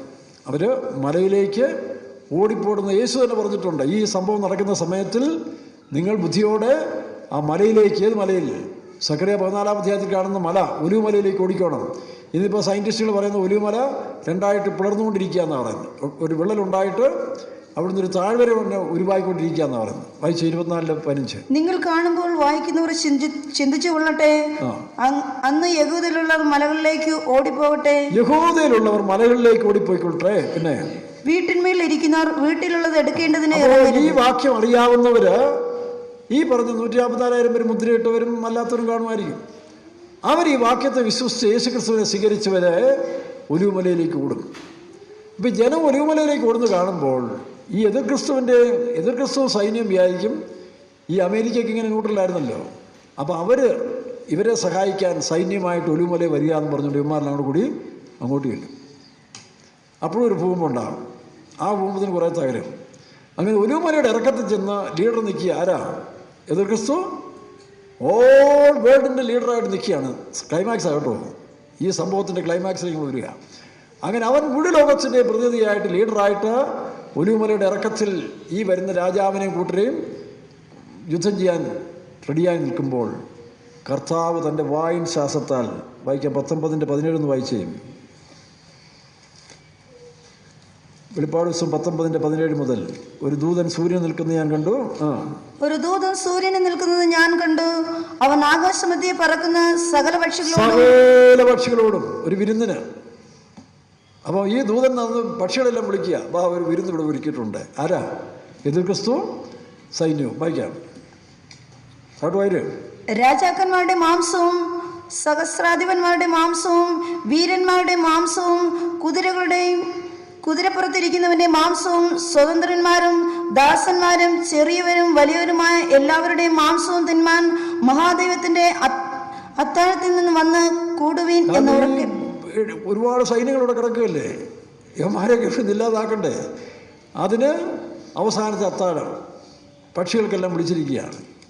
ഇപ്പോൾ ഇസ്രായേലിൽ ഈ പരുന്തുകളും ഗരുഡന്മാരും കഴുകന്മാരെല്ലാം വർദ്ധിച്ചുകൊണ്ടിരിക്കുകയെന്ന് പറഞ്ഞു അതിൻ്റെ പരിസരങ്ങളിലൊക്കെ. നാളൊരു ഇതിൽ വായിക്കുന്നത് ന്യൂസ് ഫ്രം ഇസ്രായേലിൽ ഇങ്ങോട്ട് ഞാൻ വായിച്ചതാണ്. അപ്പോൾ ഇതായിരുന്നു സംഭവം. തേനീച്ചകളും വർദ്ധിക്കുന്നതാണ്. തേനും പാലും ഒഴുകുന്ന രാജ്യമായിട്ട് മാറണ്ടേ? അപ്പോൾ ഇതെല്ലാം ഇന്ന് അതിനകത്ത് വായിച്ചു. അതോട്ട് വായിക്കാം. കുതിരപ്പുറത്തിരിക്കുന്നവരോടും ആര്? രാജാവും കർത്താവും സേനയുടെ അധിപനുമായ യേശു ക്രിസ്തുവിനോടും. വായിക്കാം. അവന്റെ സൈന്യത്തോട് യുദ്ധം ചെയ്യുവാൻ മൃഗവും ഭൂരാജാക്കന്മാരും അവരുടെ സൈന്യങ്ങളും മൃഗം തന്നെ. ആ അന്ത്യക്രിസ്തു തന്നെയാണ് യുദ്ധം നയിക്കുന്നത്. സകല രാജ്യങ്ങളും ഈ കിഴക്കൻ രാജ്യമൊക്കെ അപ്പം ഇവരൊന്നാകും കേട്ടോ. ഈ സംഭവം നടക്കുമ്പോൾ ഈ കിഴക്കൻ രാജാക്കന്മാരും ഈ റഷ്യയുടെ സൈന്യങ്ങളും ഇതെല്ലാം ഒന്നാകും. നേരത്തെ ഞാൻ പറഞ്ഞല്ലോ, റഷ്യയെ 1/6 ശേഷിപ്പിച്ച് കൊണ്ടുവരിക. അതായത് യുക്രൈനിലൊക്കെ കിടന്ന് ഇങ്ങനെ കറങ്ങി ഇല്ലാതായിക്കൊണ്ടിരിക്കുകയാണ്. അപ്പോൾ അങ്ങനെ ഇതെല്ലാം കൂടെ ചേർന്ന് ഒറ്റക്കെട്ടായിട്ട് ദേവാദിദേവനും കർത്താവുമായ യേശു ക്രിസ്തു രാജാവും, ഇവർക്കറിയത്തില്ല യേശുവാണെന്ന്. അവർ ധരിക്കുന്നത് അമേരിക്കയുടെ സൈന്യങ്ങളാണ് വരുന്നത്. അവരോട് യുദ്ധം ചെയ്യാൻ വേണ്ടി ഈ ഭൂരാജാക്കന്മാരും എതിർ ക്രിസ്തു എല്ലാം കൂടെ ചേർന്ന് ഒലിവുമലയുടെ ഇറക്കത്തിൽ വന്ന് നിൽക്കും. കർത്താവ് തൻ്റെ വിശുദ്ധന്മാരുമായി തേജസ്സിൻ്റെ കുതിരകളിൽ തേജസ്സിൻ്റെ ശരീരത്തോടെ ഇറങ്ങി വരുമ്പോൾ വായിക്കാം. കുതിരപ്പുറത്തിരിക്കുന്നതിനോടും മൃഗത്തെയും അതിന്റെ മുൻപാകെ താൻ ചെയ്ത അടയാളങ്ങളെയും മനുഷ്യരെ ചതിച്ചു മൃഗത്തിന്റെ മുദ്ര ഏൽക്കുകയും അതിന്റെ പ്രതിമയെ നമസ്കരിക്കുകയും ചെയ്ത കള്ളപ്രവാചകൻ, അതായത് മതങ്ങളുടെ എല്ലാം മൂർത്തി റെപ്രസെന്റേറ്റീവ് ആയിട്ട് വരുന്ന ഒരു നേതാവ്. അത് ഇന്നാതെന്ന് പറഞ്ഞാൽ നമുക്കൊക്കത്തില്ല, അന്നേരം കണ്ടോണം. അത് ഒരു സമൂഹത്തിൻ്റെ അല്ല, എല്ലാ വിഭാഗത്തിനും കൂടെ ചേർന്ന് ഒരു തലവും വരും. അതിലെല്ലാം കാണും. എല്ലാ മതങ്ങളും, ഹിന്ദു മതവും ക്രിസ്തീയ മതവും മുസ്ലിം മതവും എല്ലാം കൂടെ ചേർന്ന് ഒരുത്തിൻ്റെ കീഴിൽ വരും. അതാണ് ഈ തന്ത്രം. അപ്പോൾ ആ കള്ളപ്രവാചകനെയും പിടിച്ചുകെട്ടി ഇരുവരെയും ഗന്ധകം കത്തുന്ന തീപ്പുകയിൽ ജീവനോടെ തള്ളിക്കളഞ്ഞു. ഇന്നാൾ ഒരുത്തം പറഞ്ഞു, അവിടെ ആ സമയത്തൊക്കെ ഈ എണ്ണപ്പാടം കത്തത്തില്ലേ, കുവൈറ്റിൽ എണ്ണപ്പാടം കത്തി എന്ന് പറഞ്ഞ പോലെ അവിടെ കത്തുന്ന എണ്ണപ്പാടത്തിലേക്ക് പിടിച്ചിടുമെന്നാണ്. നമുക്കറിയത്തില്ല, അതൊക്കെ നമുക്ക് കാണാം. അതുവരെ കാണണം കേട്ടോ, എല്ലാവരും കാണണം. ആ സമയത്ത് എന്നാ സംഭവമൊക്കെ നടക്കാൻ പോകാമെന്നറിയാം. അതുകൊണ്ട് ഈ ലാഭമൊക്കെ വേണ്ടാന്ന് വെച്ചിട്ട് വല്ല വിധേനയും മരിച്ചു വരുന്നൊരു പുനരുത്ഥാനത്തിന് വേണ്ടി റെഡി ആയിക്കോ. ചിലരോട് പറയാറുണ്ട്, ഈ സത്യമൊക്കെ വിളിച്ചു പറഞ്ഞാൽ ആപത്തല്ലെന്ന്. എന്തോ ആപത്തോ, തലവിട്ട് പോകും. തല വെട്ടിയത് നല്ലതല്ലേ? നമ്മൾ ഉയർത്തി നിൽക്കുമല്ലോ. നമ്മളാരും കൊല്ലാനും ഉപദ്രവിക്കാനും പോകുന്നില്ല. ഒരിക്കൽ നമ്മുടെ വർഗീസ് പാഷ പറഞ്ഞു, കൊട്ടാരക്കരയിൽ നിന്നും എറണാകുളത്തു നിന്നൊക്കെ ഫോൺ വരുന്നു, ചെറിയ കുഞ്ഞിങ്ങനെ ജിഹാദികൾ എന്നൊക്കെ പറഞ്ഞാൽ മറ്റുള്ളവർ തെറ്റി. ജിഹാദ് എന്ന് പറഞ്ഞാൽ അങ്ങനെ തെറ്റിൻ്റെ വാക്കൊന്നുമില്ല. അത് ബൈബിളിൽ എന്നേ ഉള്ളതാണ്, ഇല്ലയോ? വായിച്ചേ, യോവേൽ പ്രവചനം 3-ാം അധ്യായത്തിന് 9-ാം വാക്യം വായിച്ചേ. വിശുദ്ധ യുദ്ധത്തിന് ഒരുങ്ങിക്കൊള്ളുവിൻ. യോവേൽ 3:9. ഇത് ജാതിയുടെ ഇടയിൽ വിളിച്ചു പറയുവിൻ, വിശുദ്ധ യുദ്ധത്തിന് വിശുദ്ധ ഒരുങ്ങിക്കൊള്ളുവിൻ. യുദ്ധം എന്ന് പറഞ്ഞാൽ ഹോളി വാർ. ഇത് എത്ര വർഷത്തിന് മുമ്പാ? ഇസ്രായേലിൽ നടക്കാൻ പോകുന്ന ജിഹാദ്. ജിഹാദ് എന്ന് പറഞ്ഞാൽ അറബി വേർഡാണ്. അറബി വേർഡ് ജിഹാദ് എന്ന് പറഞ്ഞാൽ വിശുദ്ധ യുദ്ധം. അവർ പറയുന്നുണ്ടല്ലോ, ഞങ്ങളൊരു വിശുദ്ധ യുദ്ധത്തിന് വേണ്ടി ഒരുങ്ങാന്ന് അവർ പറയുന്നുണ്ട്. ഇസ്രായേലിനെതിരായിട്ടുള്ള വിശുദ്ധ യുദ്ധം. അത് യോവേൽ പ്രവചനത്തിൻ്റെ വാക്കാണ്. യോവേൽ പ്രവചനം എന്ന് പറയുന്നത് ഇതൊക്കെ എഴുതി കഴിഞ്ഞ് എത്രയോ കാലം കഴിഞ്ഞാൽ ഇസ്ലാം മതമൊക്കെ ഉണ്ടാകുന്നത്. അപ്പോൾ ഈ വേദപുസ്തകത്തിൽ പറയുന്ന കാര്യങ്ങളൊന്നും ഒരു ഇസ്ലാമിനെ ഉദ്ധരിച്ചുകൊണ്ടോ അല്ലെങ്കിൽ നടക്കാൻ പോകുന്ന സത്യം എഴുതി വെച്ചിരിക്കുന്നുള്ളൂ. അപ്പോൾ ജിഹാദ് എന്നുള്ള വാക്ക് മുസ്ലിങ്ങളല്ല ആദ്യം എടുത്തത്, യോവേൽ പ്രവാചകനാണ് പറഞ്ഞിരിക്കുന്നത്. അത് മലയാളത്തിൽ കൃത്യമായിട്ട് എഴുതിയിട്ടുണ്ട്. വിശുദ്ധ യുദ്ധത്തിന് ഹോളി വാർ. ഹോളി വാർ എന്നാണ് വിശുദ്ധ യുദ്ധം, ജിഹാദ്. അപ്പോൾ ആ ജിഹാദിന് വേണ്ടി ഒരുങ്ങിക്കൊള്ളുക. അതെവിടാ? യഹോശാഫാത്ത് താഴ്വരെ. അതാണ് ഹർമദോൻ യുദ്ധം. എല്ലാവരും യഹോശാഫാത്ത് താഴ്വരെ കൊണ്ടുവരും. ഇവിടെ വെച്ച് അവസാനത്തിൽ തലവൻ എതിർ ക്രിസ്തുവും ഭൂരാജക്കന്മാരെല്ലാം ചേർന്ന്, കിഴക്കൻ രാജ്യങ്ങളെല്ലാം ചേർന്ന് ഒലിവുമലയിലേക്ക് നീങ്ങും. അവിടെ വെച്ച് തന്നെ ഭൂകമ്പം ഉണ്ടാകും. മാത്രമല്ല, കർത്താവ് തൻ്റെ വായിൻ ശാസ്ത്രത്താൽ, വായിച്ച 19 നേരത്തെ വായിച്ചതിൻ്റെ താഴെ, കള്ളപ്രവാചകനെ പിടിച്ചു കെട്ടി 19:20 വാക്യം, വെളിപ്പാട് പുസ്തകം. മൃഗത്തെയും അതിന് മുമ്പാകെ ഞാൻ ചെയ്ത അടയാളങ്ങളും മനുഷ്യരെ ചതിച്ച് മൃഗത്തിന്റെ മുദ്രയേൽക്കുകയും അതിന്റെ പ്രതിമയെ നമസ്കരിക്കുകയും ചെയ്ത കള്ളപ്രവാചകനെയും പിടിച്ചു കെട്ടി ഇരുവരെയും. അപ്പൊ ദൂതന്മാരിങ്ങനെ നിൽക്കുക കേട്ടോ. ദൂതന്മാരുടെ ഒരു സംഘം തന്നെ കാഹളമായിട്ട് നിൽക്കുകയാണ്. തങ്ങളുടെ രാജാവ് ജയമെടുത്ത അവർ ഊതാൻ റെഡിയായി നിൽക്കുകയാണ്. എല്ലാത്തിനും കാഹളം തോന്നല്ലോ. അവരിങ്ങനെ 10,000 ഇങ്ങനെ ആകാശത്തിന് ഇവരുടെ ഈ റൗണ്ട് അടിച്ച് നിൽക്കുകയാണ്. എന്തിനാ? കള്ളപ്രവാചകനെയും എതിർ ക്രിസ്തുവിനെയും പിടിച്ചു കെട്ടി ഗന്ധകം കത്തുന്ന തീപ്പൊയ്യിലേക്ക് ജീവനോടെ തള്ളിക്കളയും. അപ്പോൾ ആര് ജയിച്ചു? സ്വർഗത്തിലെ രാജാവ്. ഈ സമയത്താണ് വെളിപ്പാട് പുസ്തകം 11:15 ദൂതന്മാർ കാഹളം ഊതും. 7-ാമത്തെ ദൂതൻ കാഹളം ഊതിയപ്പോൾ വായിക്കാം, ലോകരാജ്യത്വം നമ്മുടെ കർത്താവിനും അവൻ്റെ ക്രിസ്തുവിനുമായി തീർന്നിരിക്കുന്നു പ്രഖ്യാപിച്ചു കഴിഞ്ഞു. ഇനി ആർക്കും, അതാണ് അന്ന് മുതലാണ് സഹസ്രാബ്ദ വാഴ്ച. യെശയ്യാ 32 വായിക്കുമ്പോൾ 1 ഒരു രാജാവ് നീതിയോടെ വാഴും. യെശയ്യാ 11-ാം അധ്യായത്തിൽ കാണുന്ന ആ ഏകീകരണ രാജ്യം, യെശയ്യാ 65 കാണുന്ന പുതിയ ആകാശവും പുതിയ ഭൂമിയും. ഈ ഭൂമിയിലുണ്ട് കേട്ടോ, ആരും നഷ്ടപ്പെടുത്തരുതേ. ആ 1000 വർഷ ഭരണത്തിന് വേണ്ടി ഇപ്പോഴേ തയ്യാറായിക്കോണം. വിശ്വാസത്തിന് വേണ്ടി, സത്യത്തിന് വേണ്ടി മരിക്കാൻ തയ്യാറായിക്കോണം. കിട്ടുന്ന സമയം നല്ല കാര്യങ്ങൾ ചെയ്തോണം, നന്മ പ്രവൃത്തി ചെയ്തോണം, നല്ലത് ചിന്തിക്കുക, നല്ലത് സംസാരിക്കുക, നല്ലത് പ്രവർത്തിക്കുക. ആർക്കും ദോഷം ചെയ്യരുത്, ആരെയും ശപിക്കരുത്.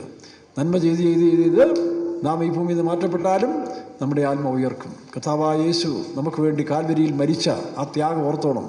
അവൻ്റെ രക്തത്താൽ വെളിപ്പാട് പുസ്തകം 11-ാം അധ്യായത്തിൻ്റെ 12-ാം അധ്യായത്തിൻ്റെ 11-ാം വാക്യത്തിൽ വായിക്കുമ്പോൾ, കുഞ്ഞാടിൻ്റെ രക്തഹേതുവായും തങ്ങളുടെ സാക്ഷ്യവചന ഹേതുവായും അവർ അവനെ ജയിച്ചു. സാത്താൻ മുഴു ശക്തിയോട് പ്രവർത്തിക്കുന്ന കാലത്തിൽ വീടുകളൊക്കെ ഇതങ്ങ് സംസാരിക്കുക, പിള്ളേരെ പഠിപ്പിച്ച് കൊമ്പേ കയറ്റി ശമ്പളം വാങ്ങിക്കാന്നൊക്കെയുള്ള കാലം പോയി.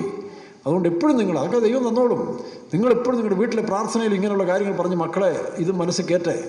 ചുമ്മാതെ ടെലിവിഷൻ ഓപ്പൺ ചെയ്തിട്ട് കാണുന്ന കൊണ്ടടച്ചാണെല്ലാം കണ്ടുകൊണ്ട് മനസ്സ് എടുത്താതെ. ഇതൊക്കെ നേരത്തെ നോക്കേണ്ടിയിരുന്നു. നിങ്ങളുടെ കുറ്റമായതൊക്കെ. മക്കളെ വളർത്തിയപ്പോഴേ മക്കളെ വളർത്തേണ്ട രീതി വളർത്താൻ പലരും മറന്നുപോയി. കാശുണ്ടാക്കാനും വേണ്ടാത്ത കാര്യം തറയിടാനും ഒക്കെ പോയി കുടുംബങ്ങൾ പലതും ശിഥിലമായി പോയി. ഇപ്പോഴാണ് ചിന്തിച്ചിട്ട് കാര്യമുണ്ട്. അതുകൊണ്ട് ഇനിയുള്ള സമയത്തെങ്കിലും നിങ്ങൾ നിലവിളിക്ക് കടന്ന് നിങ്ങളുടെ കരച്ചിലും നിലവിളിയും കാണുമ്പോൾ മക്കൾ നിങ്ങളെക്കുറിച്ചൊരു സഹതാപം തോന്നും. അങ്ങനെ തിരിച്ചു വരാൻ സാധ്യതയാകും. വീട്ടിലെ പ്രാർത്ഥനകൾ ദൈവിക അന്തരീക്ഷമുണ്ടാക്കേ, അശുദ്ധമായ കാര്യങ്ങൾ ചിന്തിക്കാതെ സംസാരിക്കാതെ അങ്ങനെ ക്രിസ്തുവിൻ്റെ രക്തത്താൽ പരിശുദ്ധാത്മാവിൻ്റെ നിറവിൽ ഒരു സന്തോഷമായ ജീവിതം ചെയ്ത് കർത്താവിൻ്റെ വരവിൽ ഒരുങ്ങാം. നമ്മുടെ യേശു വെളിപ്പെടാൻ പോവുകയാണ്. അവൻ്റെ മുഖശോഭ നാം കാണാൻ പോവുകയാണ്. യെശയ്യാ പ്രവചനം 33:17 വായിക്കുമ്പോൾ രാജാവിനെ അവൻ്റെ സൗന്ദര്യത്തോടുകൂടി നാം ദർശിക്കാൻ പോവുകയാണ്. കണ്ണുകളടയ്ക്കുക. കർത്താവിലേക്കാണ് ഉയർത്തുക. ആമീൻ. ശോഭിത നഗരത്തോടടുക്കും തോറും അത്യാശയനുള്ളിലേറുന്നേ. ശോഭിത നഗരത്തോടടുക്കും തോറും എപ്പോഴും അത്യാശയനുള്ളിലേറുന്നേ. ഒന്ന് മാത്രം എന്റെ വാഞ്ച, നിന്നോളം കണ്ടെന്നും കൂടെ വാഴുക. ഒന്ന് മാത്രം എന്റെ വാഞ്ച, നിന്നോളം കണ്ടെന്നും കൂടെ വാഴുക. ശോഭിത നഗരത്തോടടുക്കും തോറും എപ്പോഴും അത്യാശയനുള്ളിലേറുന്നേ. ശോഭിത നഗരത്തോടടുക്കും തോറും എപ്പോഴും അത്യാശയനുള്ളിലേറുന്നേ. ഒന്ന് മാത്രം എന്റെ വാഞ്ച, നിൻമുഖം കണ്ടെന്നും കൂടെ വാഴണ. ഒന്ന് മാത്രം എന്റെ വാഞ്ച, നിൻമുഖം കണ്ടെന്നും കൂടെ വാഴണ. ഒന്ന് മാത്രം എന്റെ വാഞ്ച, നിൻമുഖം കണ്ടെന്നും കൂടെ വാഴണ. ഒന്ന് മാത്രം എന്റെ വാഞ്ച, നിൻമുഖം കണ്ടെന്നും കൂടെ വാഴണ. ഒന്ന് മാത്രം എന്റെ വാഞ്ച, നിൻമുഖം കണ്ടെന്നും കൂടെ വാഴണ.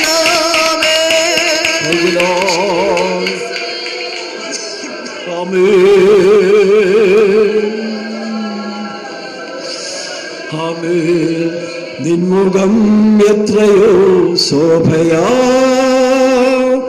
കാണുന്ന യേശുവേ. നിൻമുഖം എത്രയോ ശോഭയാ കാണുന്ന യേശുവേ. നിൻമുഖത്തെ തന്നെ നോക്കിയോട്ടമോടിക നിത്യരുമല്ലോ. നിൻമുഖത്തെ തന്നെ നോക്കിയോട്ടമോടിക നിത്യരുമല്ലോ. നിൻമുഖം എത്രയോ ശോഭയാ കാണുന്ന യേശുവേ. നിൻമുഖം എത്രയോ ശോഭയാ കാണുന്ന യേശുവേ. നിൻമുഖത്തെ തന്നെ നോക്കിയോട്ടമോടിക നിത്യരുമല്ലോ. നിൻമുഖത്തെ തന്നെ നോക്കിയോട്ടമോടിക നിത്യരുമല്ലോ. നിൻമുഖത്തെ തന്നെ നോക്കിയോട്ടമോടിക നിത്യരുമല്ലോ. നിൻമുഖത്തെ തന്നെ നോക്കിയോട്ടമോടിക നിത്യരുമല്ലോ.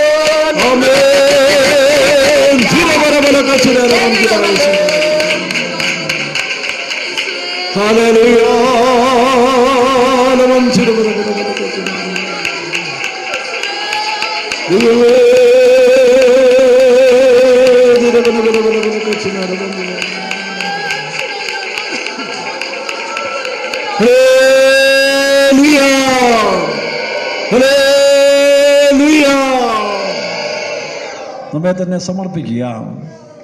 ആമേൻ. യെശയ്ക്കേൽ പ്രവചനം 32-ാം അധ്യായത്തിൽ നമ്മൾ വായിക്കുമ്പോൾ തീവ്രവാദികൾ എല്ലാ രാജ്യങ്ങളും പല രാജ്യങ്ങളെയും വളയും. തീവ്രവാദികൾക്ക് വരുന്ന ന്യായവിധികൾ പോലും ആ 32-ാം അധ്യായം യെശയ്ക്കേൽ പ്രവചനത്തിലുണ്ട്. 7:24 ദേശത്തിലെ അതിദുഷ്ടന്മാർ വന്ന് പലരെയും ഉപദ്രവിക്കും. അവരെ ടെററിസ്റ്റുകൾ എന്നാണ്, ടെറർ എന്നാണ് പറഞ്ഞിരിക്കുന്നത്. ടെററിസ്റ്റുകൾ ഇന്ന് ലോകത്തിൽ പല രാജ്യങ്ങളിൽ. അതും യെശയ്ക്കേൽ പ്രവചനം നമ്മൾ വായിക്കുമ്പോൾ 32-ാം അധ്യായത്തിൻ്റെ 22-ാം വാക്യത്തിൽ സിറിയ ടെററിസ്റ്റുകളുടെ കീഴിലകപ്പെടും. അടുത്തത് 24-ാം വാക്യത്തിൽ ഏലാമ്യർ, പേർഷ്യ, ഇറാനിലാണ് 1979 ആദ്യമായിട്ട് ടെററിസ്റ്റുകളുടെ തീവ്രവാദികളുടെ സംഘടന ശക്തിപ്പെട്ടത്. ആ 24-ൽ ഇറാന്റെ കാര്യം പറയുന്നു. 26-ൽ ഗോഗ് മാഗോഗ് ഏദോമിയ സന്തതികളുടെ ആ ടെററിസ്റ്റുകളെ പറ്റി പറയുന്നു. 28-ാം വാക്യത്തിലെ ഈജിപ്തും ലെബനോൻ, സീദോന്യരായ ലെബനോന്യരെ ആ ഭാഗത്തുള്ളതായ ടെററിസ്റ്റുകൾ. 30-ാം വാക്യത്തിലും 32-ലും വായിക്കുമ്പോൾ നമുക്ക് ഈജിപ്തിനെ കുറിച്ച് കാണാൻ കഴിയുന്നുണ്ട്. ഇപ്പോഴും ഈ രാജ്യങ്ങളിലെ ഏറ്റവും വലിയ തീവ്രവാദി സംഘങ്ങൾ ശക്തിപ്പെട്ടുകൊണ്ടിരിക്കുന്നത്. പലതും നശിച്ചൊടുങ്ങുകയാണ്. അവസാനത്തിൽ ഇതെല്ലാം മാറ്റപ്പെട്ട് ദൈവത്തിൻ്റെ സമാധാന രാജ്യം, യേശുക്രിസ്തുവിൻ്റെ രാജ്യം ഭൂമിയിൽ വാഴാൻ പോവുകയാണ്. ആ രാജ്യത്തിന് വേണ്ടി നമുക്ക് ഒരുങ്ങാം. നമുക്ക് നമ്മുടെ ജീവിതത്തെ സമർപ്പിക്കാം. ദോഷവശങ്ങളെ വിട്ടുവിടാം. മറ്റുള്ളവർക്ക് വേണ്ടി പ്രാർത്ഥിക്കാം. ആരെയും കുറ്റം പറയേണ്ട, ഒരു മതത്തെയും കുറ്റം പറയേണ്ട, ഒരു നേതാക്കന്മാരെയും കുറ്റം പറയേണ്ട. നാം അവർക്ക് വേണ്ടിയൊക്കെ പ്രാർത്ഥിക്കുക. നമ്മുടെ കടമ അതാണ്. നാം അവർക്ക് വേണ്ടിയൊക്കെ പ്രാർത്ഥിക്കുക. ആമേൻ. കഷ്ടങ്ങൾ നമ്മുടെ സുഹൃത്തായിട്ട് മാറാൻ പോവുകയാണ്. കഷ്ടങ്ങളെല്ലാം നമുക്ക് വേണ്ടി വരാൻ പോവുകയാണ്. പേടിക്കരുത്, ഭയപ്പെടരുത്. ദൈവം നിങ്ങളോട് കൂടി ഉണ്ട്. എല്ലാ കഷ്ടങ്ങളിലും നിങ്ങളെ സഹായിക്കുന്നവൻ. ഇതാ, ലോകത്ത് നിങ്ങൾ കഷ്ടമുണ്ട്, ഞാൻ ലോകത്തെ ജയിച്ചിരിക്കുന്നു.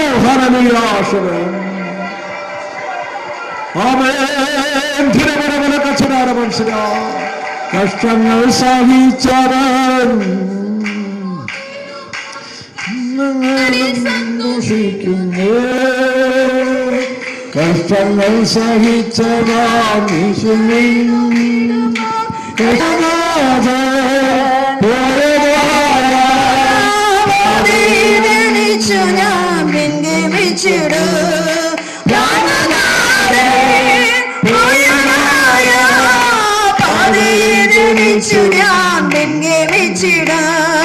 കഷ്ടങ്ങൾ സഹിച്ചാനാം യേശുവെ നോക്കിയിടുമ്പോ കഷ്ടങ്ങളിൽ സന്തോഷിക്കുന്നേ.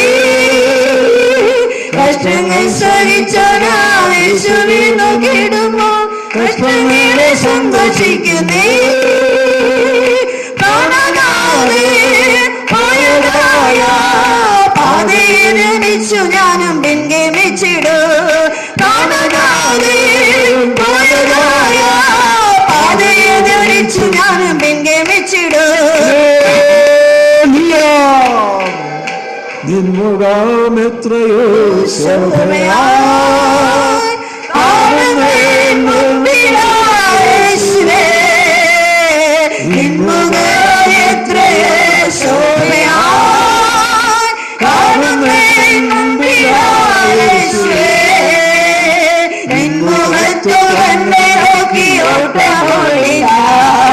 നിത്യതയിൽ ചേർന്നിടുമല്ലോ. നിൻമുഖത്ത് തന്നെ നിത്യതയിൽ ചേർന്നിടുമല്ലോ. വിശ്വാസത്തിൻ നായകൻ പൂർത്തി വരുത്തുന്നവൻ യേശു എന്റെ മുൻപിലുള്ളതാ. വിശ്വാസത്തിൻ നായകൻ പൂർത്തി വരുത്തുന്നവൻ യേശു എന്റെ മുൻപിലുള്ളതാ. പതറിനാതെ സ്ഥിരതയോടെ കൂട്ടമൂടി തികച്ചിടാനവരേറുന്നേ. പതറിനാതെ സ്ഥിരതയോടെ കൂട്ടമൂടി തികച്ചിടാനവരേറുന്നേ. പതറിനാതെ സ്ഥിരതയോടെ കൂട്ടമൂടി തികച്ചിടാനവ